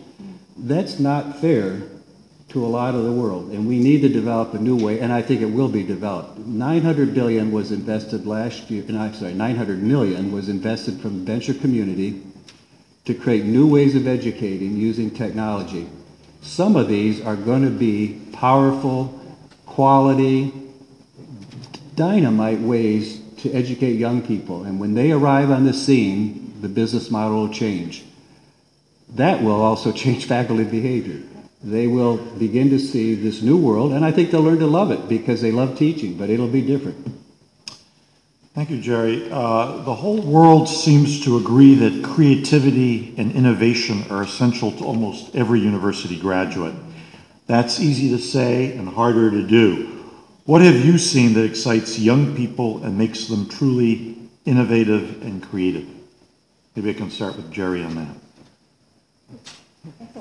I know it is, but, well, you go from small ideas to profound ideas. I mean, small ideas is some of what I just said. Get bright students, then push them out into doing things. So we took our engineering school and created 2 or 3 business incubators right around the school and got venture capitalists to come in and basically challenged our students, invent something from day one. In fact, told them, you will invent something before you leave. That's our goal. So there's a way. It's just get their hands dirty, get them in the middle of it, teach them the skills to do it, and make it happen. I think there's more profound ways, which is create an environment which is an exciting place to be, get faculty who pull students out of their comfort zone, lead them into the future. I think the third is, if you can do it, and you can do it here, which is be in a city like New York City or Istanbul, which is an exciting place to be, and keep that city's excitement alive. I mean, make it happen more. I met a young man here in Istanbul who's creating a new set of incubator innovation spaces in an industrial area. Well, team up with him. He's an NYU grad and love to team up with you. And then your students have a place to go and do these exciting things. But I think the big profound reason to find the answer to this is we're going to live long enough in this future life as we get healthier. We're going to be taken on by machines which are getting very smart. And if you're not creative and innovative, you're going to have trouble leading a successful life in this world. And it's going to only get more intense, not less, as we move into the future. So finding ways to solve it are going to be critical. Our students are going to demand it for their sake of their future. Thank you. Cindy, do you want to comment on that? Just a couple of things when we talk about innovation. I think a big thing, and I think, Jerry, you had mentioned it earlier, is the importance of risk. And I feel like my job is to underwrite risk, to make sure that folks feel if they fail, that's okay. And that's very important. One of the things about having that junior faculty come through, although it's a churn, and we have to work very hard in terms of getting new instructor orientation, we call it, and making sure that they're set up for success, is that they bring fresh ideas. And I think I shared with a couple of you, just as an example, they can try out new courses very easily, and we had and make partnerships with society and private sector to also infuse some of those ideas. And we've created this course, and it was a junior faculty member who created it, called Winning the Peace, where she wanted to make sure that she was bringing into a syllabus all those intellectual tools that she felt young officers needed before they graduated. And as we were looking for a place to do a capstone exercise, and I'm from New York City, so it didn't occur to me to go to Jersey City, although I had that's a New York, New Jersey joke. It's across the river. It's across the river. But I had a detective call me from Jersey City. He was the father of one of my former students, and said, bring everybody to Journal Square in Jersey City and we'll take care of you. And for 10 years now, it's been one of these courses that keeps on giving. We've had great ties with the religious and community leaders in Jersey City, and we spend a couple of days, we sleep in the mosque, we go to the Coptic Christian church, we go to the synagogue, we go to the Gospel church, the Presbyterian church, the Hindu community, etc. And the cadets are there to try and explore what makes a multinational, multi-ethnic society work. Well, what's happened over time is that the police have been involved. They've gotten to learn more about the communities. There's been a great relationships that have been developed. It got picked up by international CNN. We've had Iraqi delegations come to talk to the faculty and the religious leaders. So I think it's, we like to hire hard and manage easy. It's sort of our tagline, and by that way you're able to develop trust and be able to let folks really flex their muscles. So I think that really has added to this notion of how do you give the people the freedom to innovate. Jerry alluded to cities, and modern cities are now responsible for nearly 70% of harmful greenhouse gases. As they morph into megacities over the next few decades, their carbon output is predicted to double from today's levels. If we are to decarbonize our energy supply, innovation will be critical. How hopeful are you? I think I'm going to direct this question initially to Nina, since she served on the Shell board, that we will be up to this challenge. Well, first of all, let me take my disclaimer. Anything I say here is just my personal opinion. It has nothing to do with any company I mentioned. I served on the Shell board, integrated energy company, for 9 years. I now serve on Wilder Energy, which is coal mining, not for thermal, but for making steel. So energy is, and Drexel is a big water school, and electrical and environmental engineering, plus others.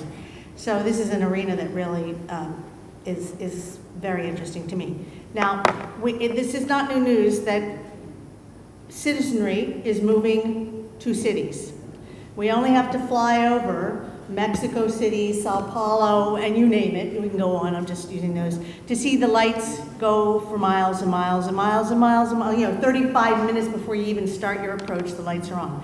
So most of that cobbled off of not real electricity support systems for them. Anyway, so we're all moving closer and closer together, creating all sorts of heat. We also are improving, if I take a little of my legacy, industry, food. We also are improving our access to food and protein. And with protein means more animals feeding off the field. One of the worst polluting situations, as we all know, is methane. This is a very, carbon dioxide is terrible, but methane is a very serious situation and hard to get rid of it. As more and more of us become meat eaters, as the world expands that, and who is the Western world to say that you can't have that? We become adding to this whole situation of the bloom in hothouse situations for problems in terms of our overall worth of our world. Now, it's interesting, we're talking about globalization here. We're encouraging students and professors to get out, touch, etc. Have we ever thought about our individual carbon footprint? Every time we get on an airplane, I think of myself, and I think I'm probably one of the worst polluters that ever came down the pike. I do more long distance traveling, and I'm not talking about for social reasons, I'm talking about for work. So, you know, I think in a way, we have to infuse in people's notion that we're all in this together. And we, you know, and I don't mean kumbaya and singing around the campfire, but we do have to all start to think about how we manage in big cities. How do we create more green spaces in big cities? How do we are we willing to live with reduced levels of air conditioning? I'm making simple things there.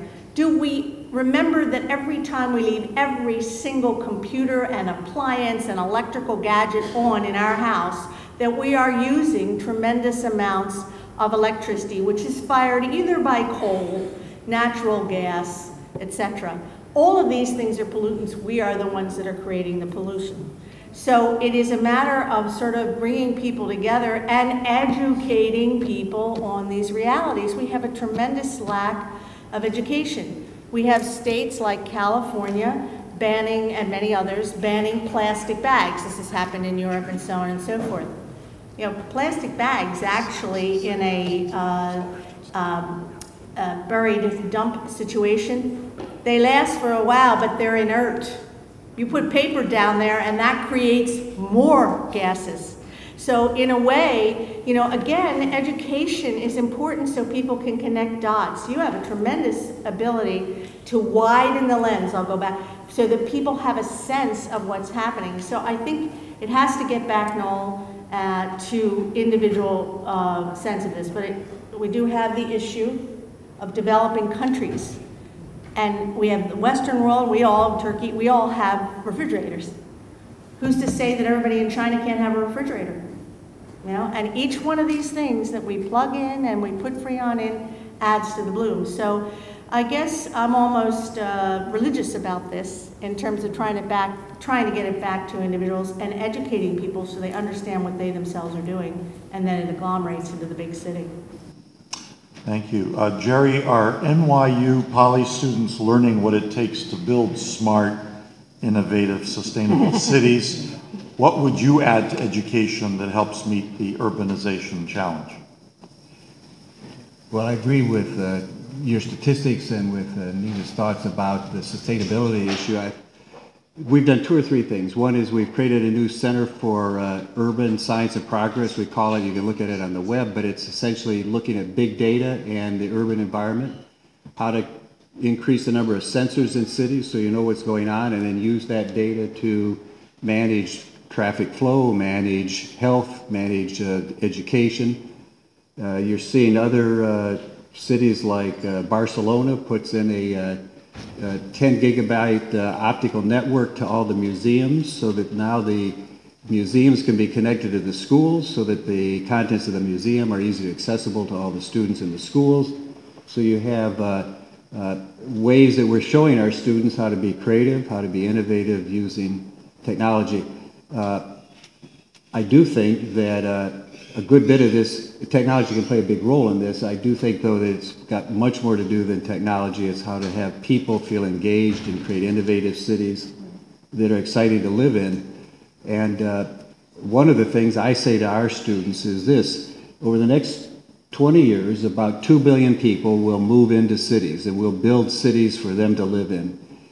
If we build those cities poorly, congested, polluted, uninnovative, you've essentially saddled the world for the next century with poor cities, and the results are going to be tragic, not only for the individuals, but they're going to lead to the kind of competition, warfare, dissatisfaction with life that leads to warfare.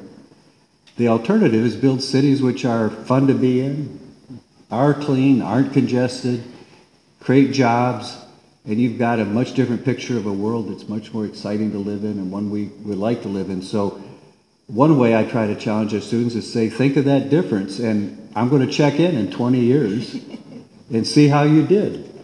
And the report card is going to live for a century. So this is not a case of do it right and then repair it. Built once, it's going to be what we live with. Thank you, Jerry. Ipek, I know that Colombia has taken the lead in this area as well. Earth Institute and Jeff Sachs, actually Jeff was here a couple of months ago launching the Sustainable Development Solutions Network for Turkey, which is a council of universities which will be led by Boğaziçi University, essentially having the foothold in Turkey and the region about the very issues that my fellow panelists have been talking about. We look at urbanization from a variety of lenses. Obviously, our engineering school is very much engaged with work on the smart city. Our School of Architecture has a model which is part of the global centers, which are called Studio X's. Studio X is an urban laboratory where you end up discussing anything from sustainability to social issues to, we were discussing prisons and public space. So we have a Studio X in Istanbul, actually. I know Craig has been there and several others. Studio X is in Karaköy, so we have actually 2 research centers. And this is an outpost of the School of Architecture. I guess I just wanted to comment also on the creativity and innovation part, which is so essential. And like my fellow panelists mentioned, exposure also creates both networks and a new way of thinking about things. So when, as a student, as a young person, or even as a graduate student, you get these exposures early on, and I think your brain light starts to light up in different directions. And especially you make the necessary contacts in the future because it's a globally networked society. So your business will no longer just be in Turkey. It will be connected with China maybe, or the US, or somewhere in Philadelphia maybe. So I think I just wanted to mention that this is another thing we're looking at. We have also formed an incubation center in New York, and we're thinking now about bringing small incubation centers into the global centers themselves, or in alliance with some local institutions that pay homage to this. Thank you. Well, before we open this discussion to the audience, we may have a few minutes to show your video. I don't know, it's up to the crowd. Would you like to see what Colombia is doing around the world? We've heard extensively about what NYU is doing, the other important university in our great city of New York. Maybe a couple of minutes. Okay. Yeah. How do we do that? We snap our fingers. Just to show the case study.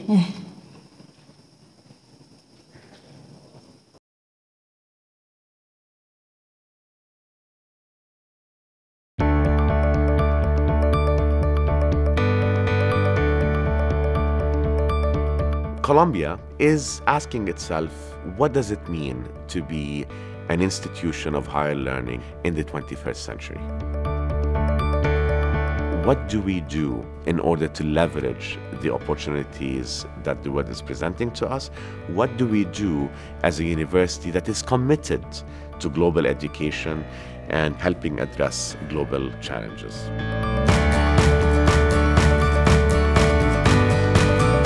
Some universities' strategy is to set up branch campuses. We've decided not to do that. How do we do it? Provide people and places around the world to help our students and faculty to experience that new world. The global centers are an outgrowth of a great vision of our president, Lee Bollinger, who came to the conclusion that we needed to and we wanted to be out there in the world engaged in a real sense. We do not invest in brick and mortar. We do not recruit students. We do not hire faculty. All of the global centers are meant to grow organically, based on the interests of our faculty and students and on the opportunities presented through the global centers in those regions, countries, and cities where we operate. So we now have, after 3 years of work, global centers set up in 8 cities of the world. Paris, the European Center, Istanbul, Amman, Jordan, Nairobi, Mumbai, Beijing, Santiago, and Rio. They're ready to go. They have very sophisticated leaders. These centers are not easy to explain, and if they were easy to explain, then perhaps they would not be as creative, as innovative, as promising as they actually are. But part of it is, let's get out there, let's build the infrastructure, let's create the incentives, and let's promote and facilitate, and let's see where it takes us. There's so much give and take that's taking place, and that's all about learning, and Colombia is about learning. Our model is about engagement. It's about learning. Learning with, learning from. Well, there's a great important change that's taken place in terms of curricular affairs at the college, and that is for the first time, Columbia undergraduates are going to be able to take a portion of the core abroad. The faculty have decided that there would be 2 courses, art humanities and music humanities, that could be taught in the global centers. So when you're taking a course and spending 9 weeks in Jordan or 12 weeks in Kenya, okay, and those are real examples, you are traveling there with your faculty. And the work that you are doing there is connected back to your coursework here on campus.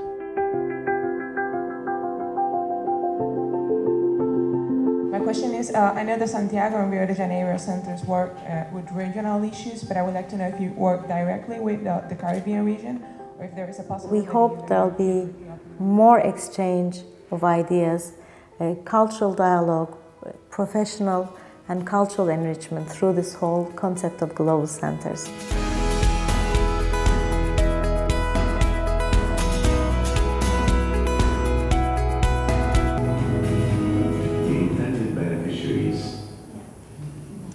Well, thank you very much. It's a wonderful clip.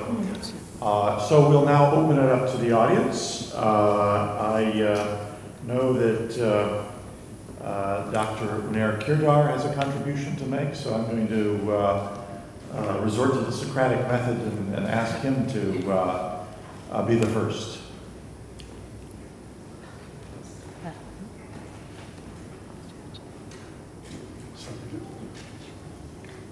Thank you, Mr. Chairman. I have to make you a confession. When I got your email giving me the agenda of this meeting, I was very much interested with the subject of the panel. And I have asked my dear daughter, Asu, whether I will be allowed to make any comments on this subject. And she said, definitely not. You can ask questions, but no comments. You can't speak. So as she's my master, there's no other way to do it. So I thought, and after consulting with you, and knowing now from Ipektu, the best way, if you can't speak, what you do a slideshow. So the ideas which I had to comment, you will be seeing as a slideshow. And why I wanted to comment, because the subject of the whole conference, and especially of the panel, is a very, very interesting and a very timely one. And certainly we heard the views, especially from academicians and implementing people from the university side. My own humble experience is based more on thinking side and implementing side, which I have acquired nearly through 30 years at UN. And what I have reached, if I made a contribution up to now, was to advance this concept of the importance of people on every aspect. So that's the purpose. Also, I'm not speaking anymore. Please show it. Do you want to read them, Gary? Yeah. As I go through them? So what I'm giving you in 10 points, what's the globalization and higher education, and I thought that to provide it you under the 10 commandments will be the best way to summarize. The first one is the importance of the people in the education, and especially during the period of globalization. But when we speak about people, we have to really underline the importance of, especially of young people and women. And this is very opportune, especially in those countries which are going through what we call the development process, where women are nearly kept away from that.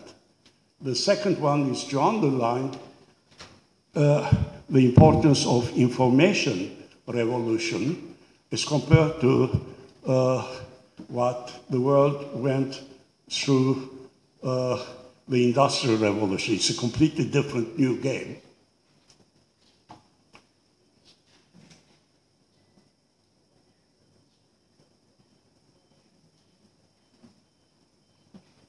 The third one is the importance, what's the success?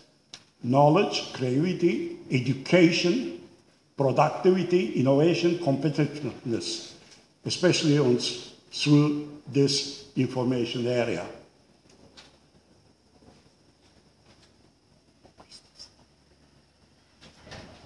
Well, I don't need to make any comments on that, if you can see it. That's very important too. That's another gap which is taking place between now, between two parts of the world, those who do benefit from this digital or information revolution, and the other ones who doesn't have it. So it must be one of the primary concerns how to meet that, I mean, how to close this gap, and there are possibilities for that, and that's what personally I'm arguing. The technical cooperation which have been created and which have been implemented for the past 80 years through the UN system was one of the best means to achieve that. Unfortunately today, the programs financially and system-wide became much more weaker when we needed much more stronger.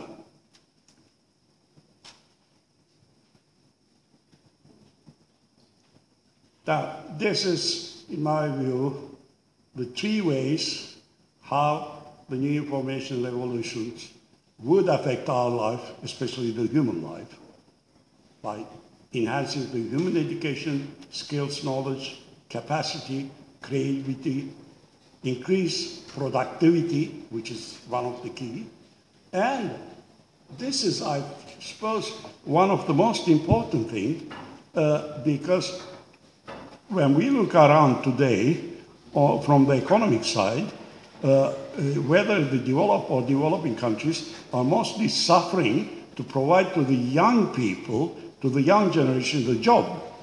And the easiest or the less expensive area to create job is in this new area of information. It opens a wide area of job possibility. Only with an investment of $1,000, you provide to a person a computer and he has a job. When you compare to agriculture or industrialization, that type of job creates at least 3, 5, 10 times more. And that's the other thing which in developing countries we are forgetting about. Namely, we forget about the science side, science development, we always consider about, so the science is really the investment for tomorrow, creating R&D, creating capacity for tomorrow. So that's what we have to take into account, I suppose.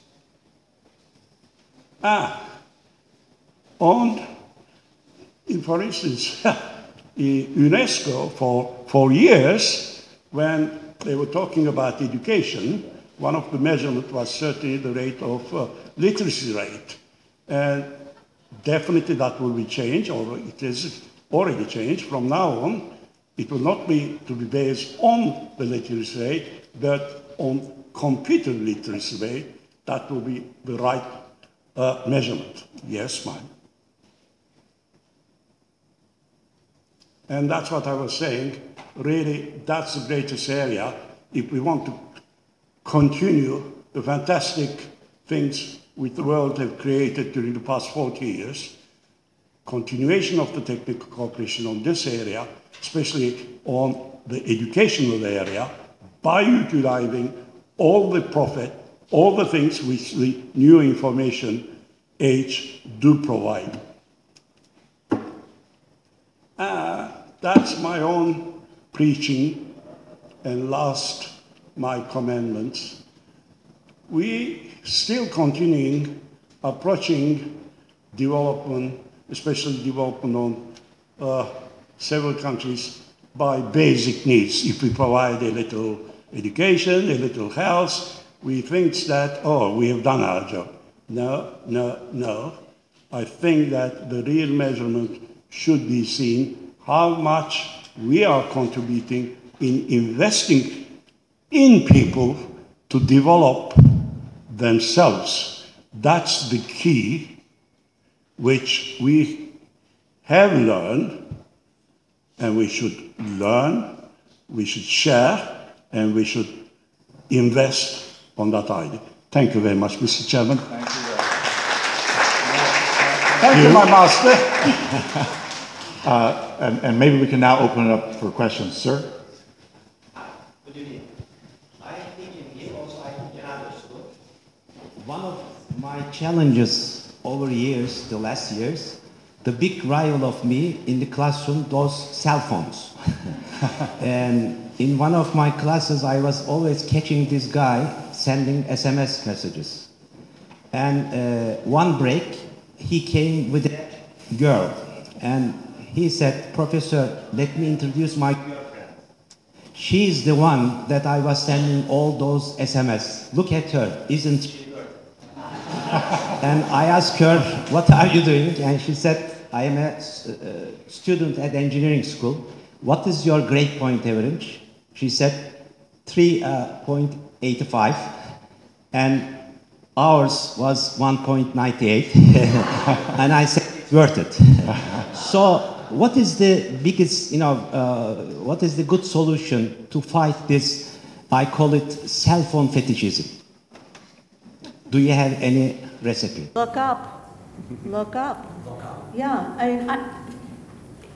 mean, we've been talking all day about globalization, which is probably the overused word of the 2010s, which we're now in the 14.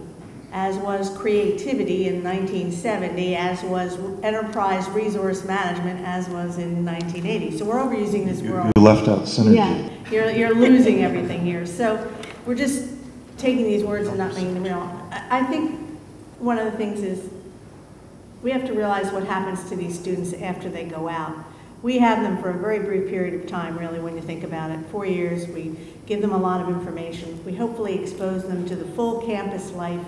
We hopefully allow them to use everything the school has to offer, including the international opportunities, etc.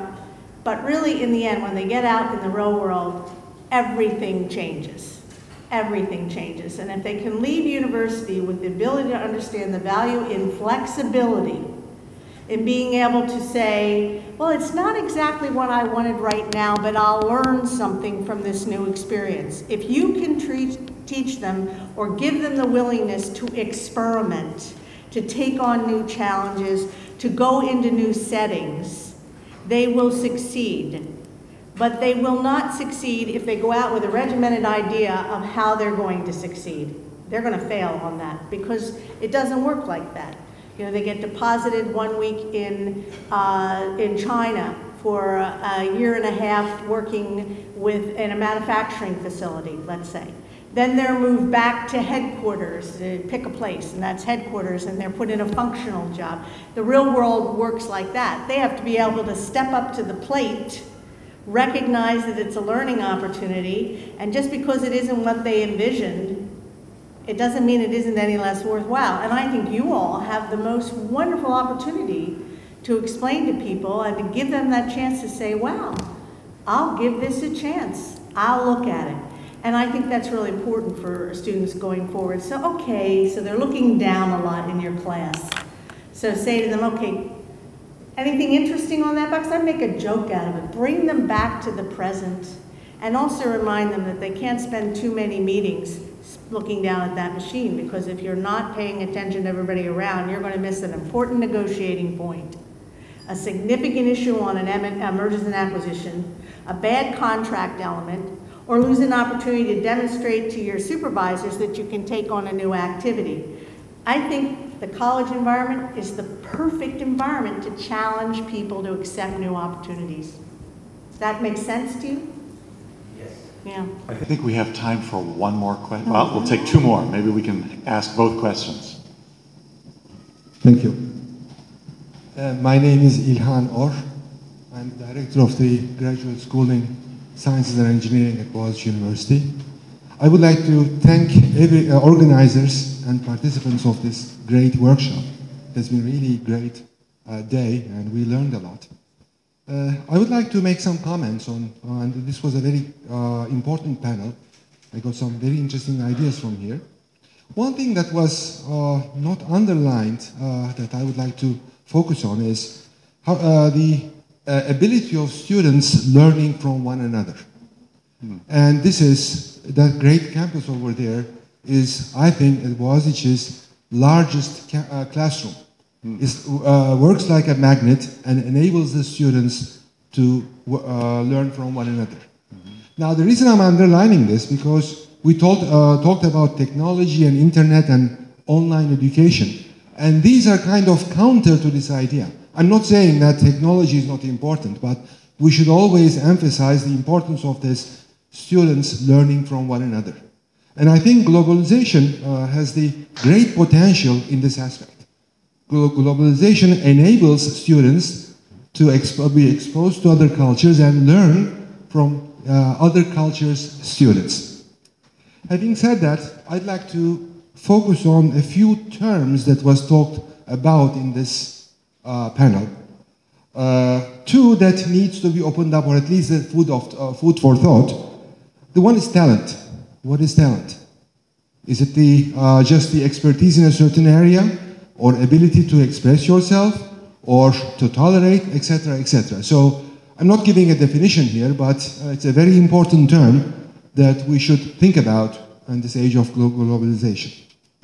The other is, again, it was mentioned in the panel, the meaning of global experience. Again, this is something that we should think about. What do we mean by global experience? Again, maybe just exposure to other cultures would do it, but it's something to think about. Finally, one term that I don't really agree on, global citizen. I wish we were at the point of global citizenship, but we are not there. I mean, global citizenship means commitment to the world as a whole instead of individual countries. We are not there yet. I hope we'll get there sometime. But I would rather use the term such as global outlook or global education. And in that context, a few things that I would like to underline that was mentioned, some of them were mentioned here. Ability to take risk, I fully agree. Ability to create and innovate, I fully agree. And two things that were not really focused on, but I would like to mention. One, to listen and tolerate to others' ideas. And the other is to be able to convey your own ideas. And globalization, in whatever context we talk about it, either in the context of a network of universities or student exchanges or circulatory systems, as long as it serves these purposes, I think it's great. Thank you very much. Thank you. I think you had some comments. So the impression I got, and it's a reality, that there is globalization and the universities should respond to that. There is change in technology which should reflect itself in how we do our job at universities. So I'm wondering whether it's also the job of the university to sort of take it out of the context and see whether really it needs to respond that quickly and that comprehensively to changes in technology. So I felt very depressed because it seemed like the faculty members should learn to deliver their lectures on YouTube or whatever, otherwise they're going to be extinct. So I was wondering what you think, whether it's archaic to think that universities maybe should be more conservative about those things, and how quick they should be in responding to those technological changes.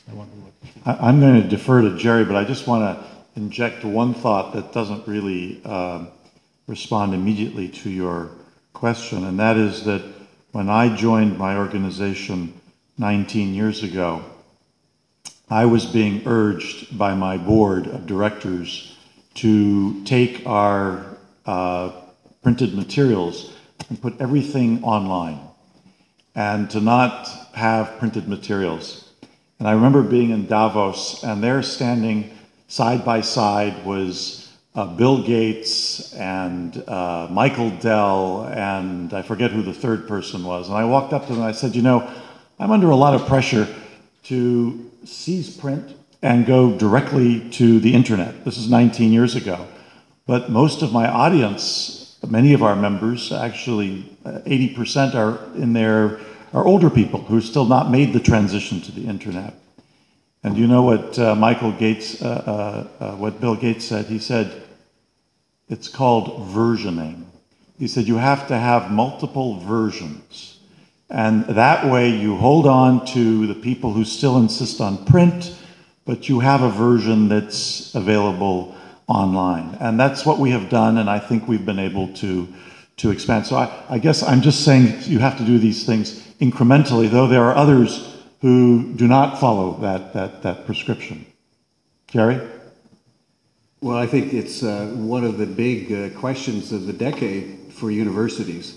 If you look at the music industry, their debates were 15 years ago just like this. Don't worry, we'll absorb it, we can handle it, and it disappeared as we knew it, came up in a new fashion.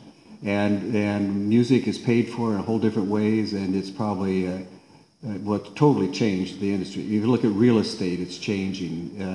There's a lot of industries that are being affected by this. So the way I look at it a couple of ways. One is, if there's $900 million of venture capital looking at new ways to educate and teach, that's a lot of talent looking at a new system. I'd be careful. At least I'd watch. At least I'd be incremental. Two is, we took a vote in a session we ran, about 200 NYU faculty members, and asked, how long do you think NYU can continue to be a high-priced, high-quality university not using technology to teach? The vote was, raise of hands, at 10 years, no one thought we could last longer than 10 years with the current model. Half the audience thought we had less than 5 years to change. So if you're just looking at how faculty see the future, they're concerned. So my advice is certainly experiment, certainly have plan B ready. And finally, I don't disagree. The human quality of the relationship in a university is critical. The research function is critical. The question is, what role does technology play, and how do we take the piece that's not technologies? I mean, there's an enormous amount we could do in the classroom that would be better if the rote learning, if the basic facts were already absorbed through a relationship with a machine. And we do that in other parts of our life, so why not in education? So I think, first, take it seriously. If you don't, it may be 20 years from now we discover universities survive. You can say, Jerry, you're worried too much. But if it doesn't come out in your favor, you're going to say, wow, that was a really tough decade and we're gone, like the music industry. Your students are your customers. You have to understand your customers' needs and how they receive their information. If their information ability is definitely related or connected to receiving some of it, all of it, a piece of it, in technology, one has to accommodate to that. So I think it's an understanding, again, of an in touch with your student, how they're learning, how they're absorbing, how it fits in their lives, how it will fit in their professional lives. So I wouldn't be afraid. I think that's a good thing. It's not got to do with afraid. I would be really understanding the change in my student/customer, what I need to make them interested and stay with me to learn.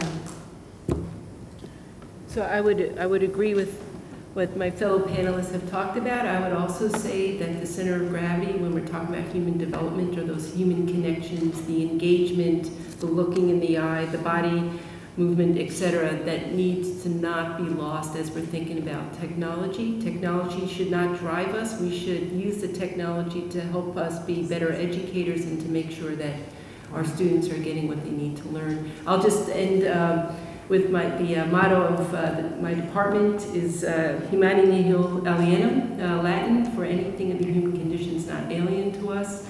And if you ever want to see a great explanation of that, Maya Angelou on YouTube, use technology, yeah. Talks about the fact how this poet, Terence, came up with this, in one of his works, came up with this phrase, and it really meant, and I think this gets to the bottom of what we've been discussing, is this notion of empathy, and that there is, when we see terrible things happening, we can never say, I can never do that, yeah. Because a human being did that. And it's very, very important to understand our own vulnerabilities before we can move forward. On the flip side, when you see fantastic things happening, that should also give pause for especially students to know, I can do that. A human being did that. So I'll just close with that, but I would just emphasize the human-to-human contact can't be lost in this. Much else has been said, but I just wanted to say you can't stop the water from the hilltop reaching the bottom, so you just have to kind of go with it, and the universities have to keep monitoring how this affects the way people live and the way people connect with others. Ladies and gentlemen, please join me in thanking this extraordinary panel.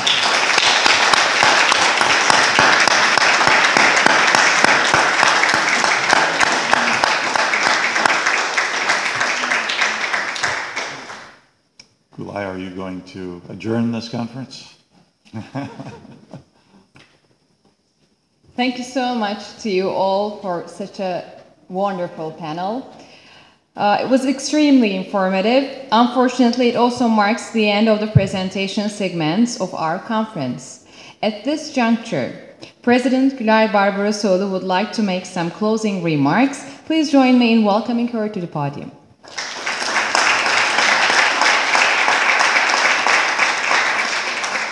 I think it's most difficult to close such a stimulating forum. Well, I'm very much impressed by today's discussion, and we have had such an enlightening and stimulating forum. I would like to thank every one of the speakers, every one of you, all the participants for being here with us today.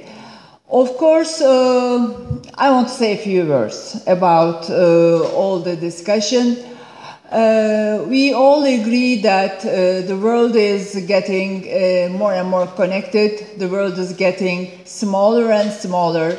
And now we have a single community of communities. So we all face the same challenges and the same issues all over the world. So all the universities are discussing to provide the students with global leadership skills, diverse talents, and empathy for humanity and for diversity. So we are discussing how to foster versatile, critical-minded, creative individuals who can think in innovative ways.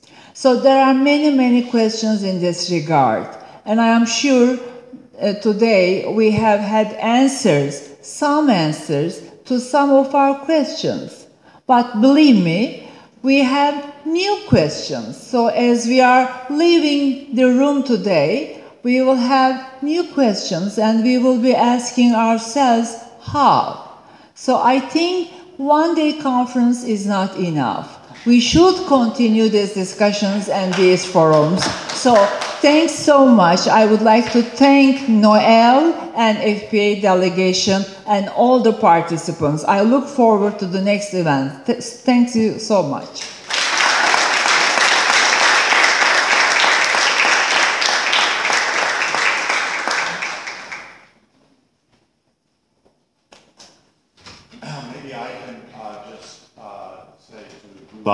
I want to thank you and Boğaziçi University for being such wonderful hosts and organizers of this conference. Abraham Lincoln observed that the best way to predict the future is to create it.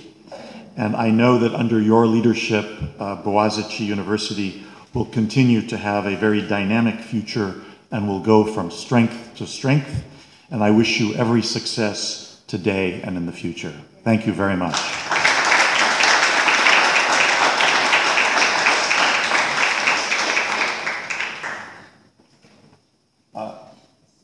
I'm sorry. Oh, there are some gifts to the panelists. So I think we should ask the president to do that.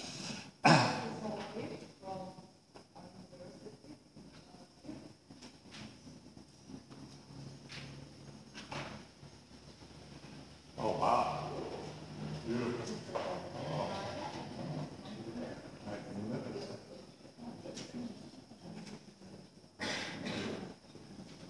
I'm going to take mine and run.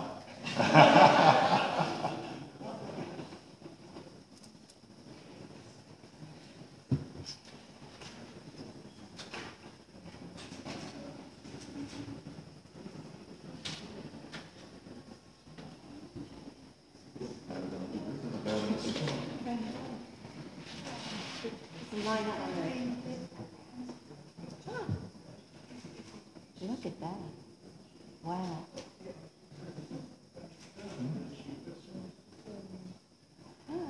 Oh, it's stunning. Thank you so much. Thank you, everybody. I have to say, just taking lunch across the Bosphorus and that marvelous, ferry across and all of them, and the Hapa, I understand that's how you say it, Turkish palace last night was gift enough. So thank you so much. It really is wonderful. Don't get this into the back. Will British Airways let us have this?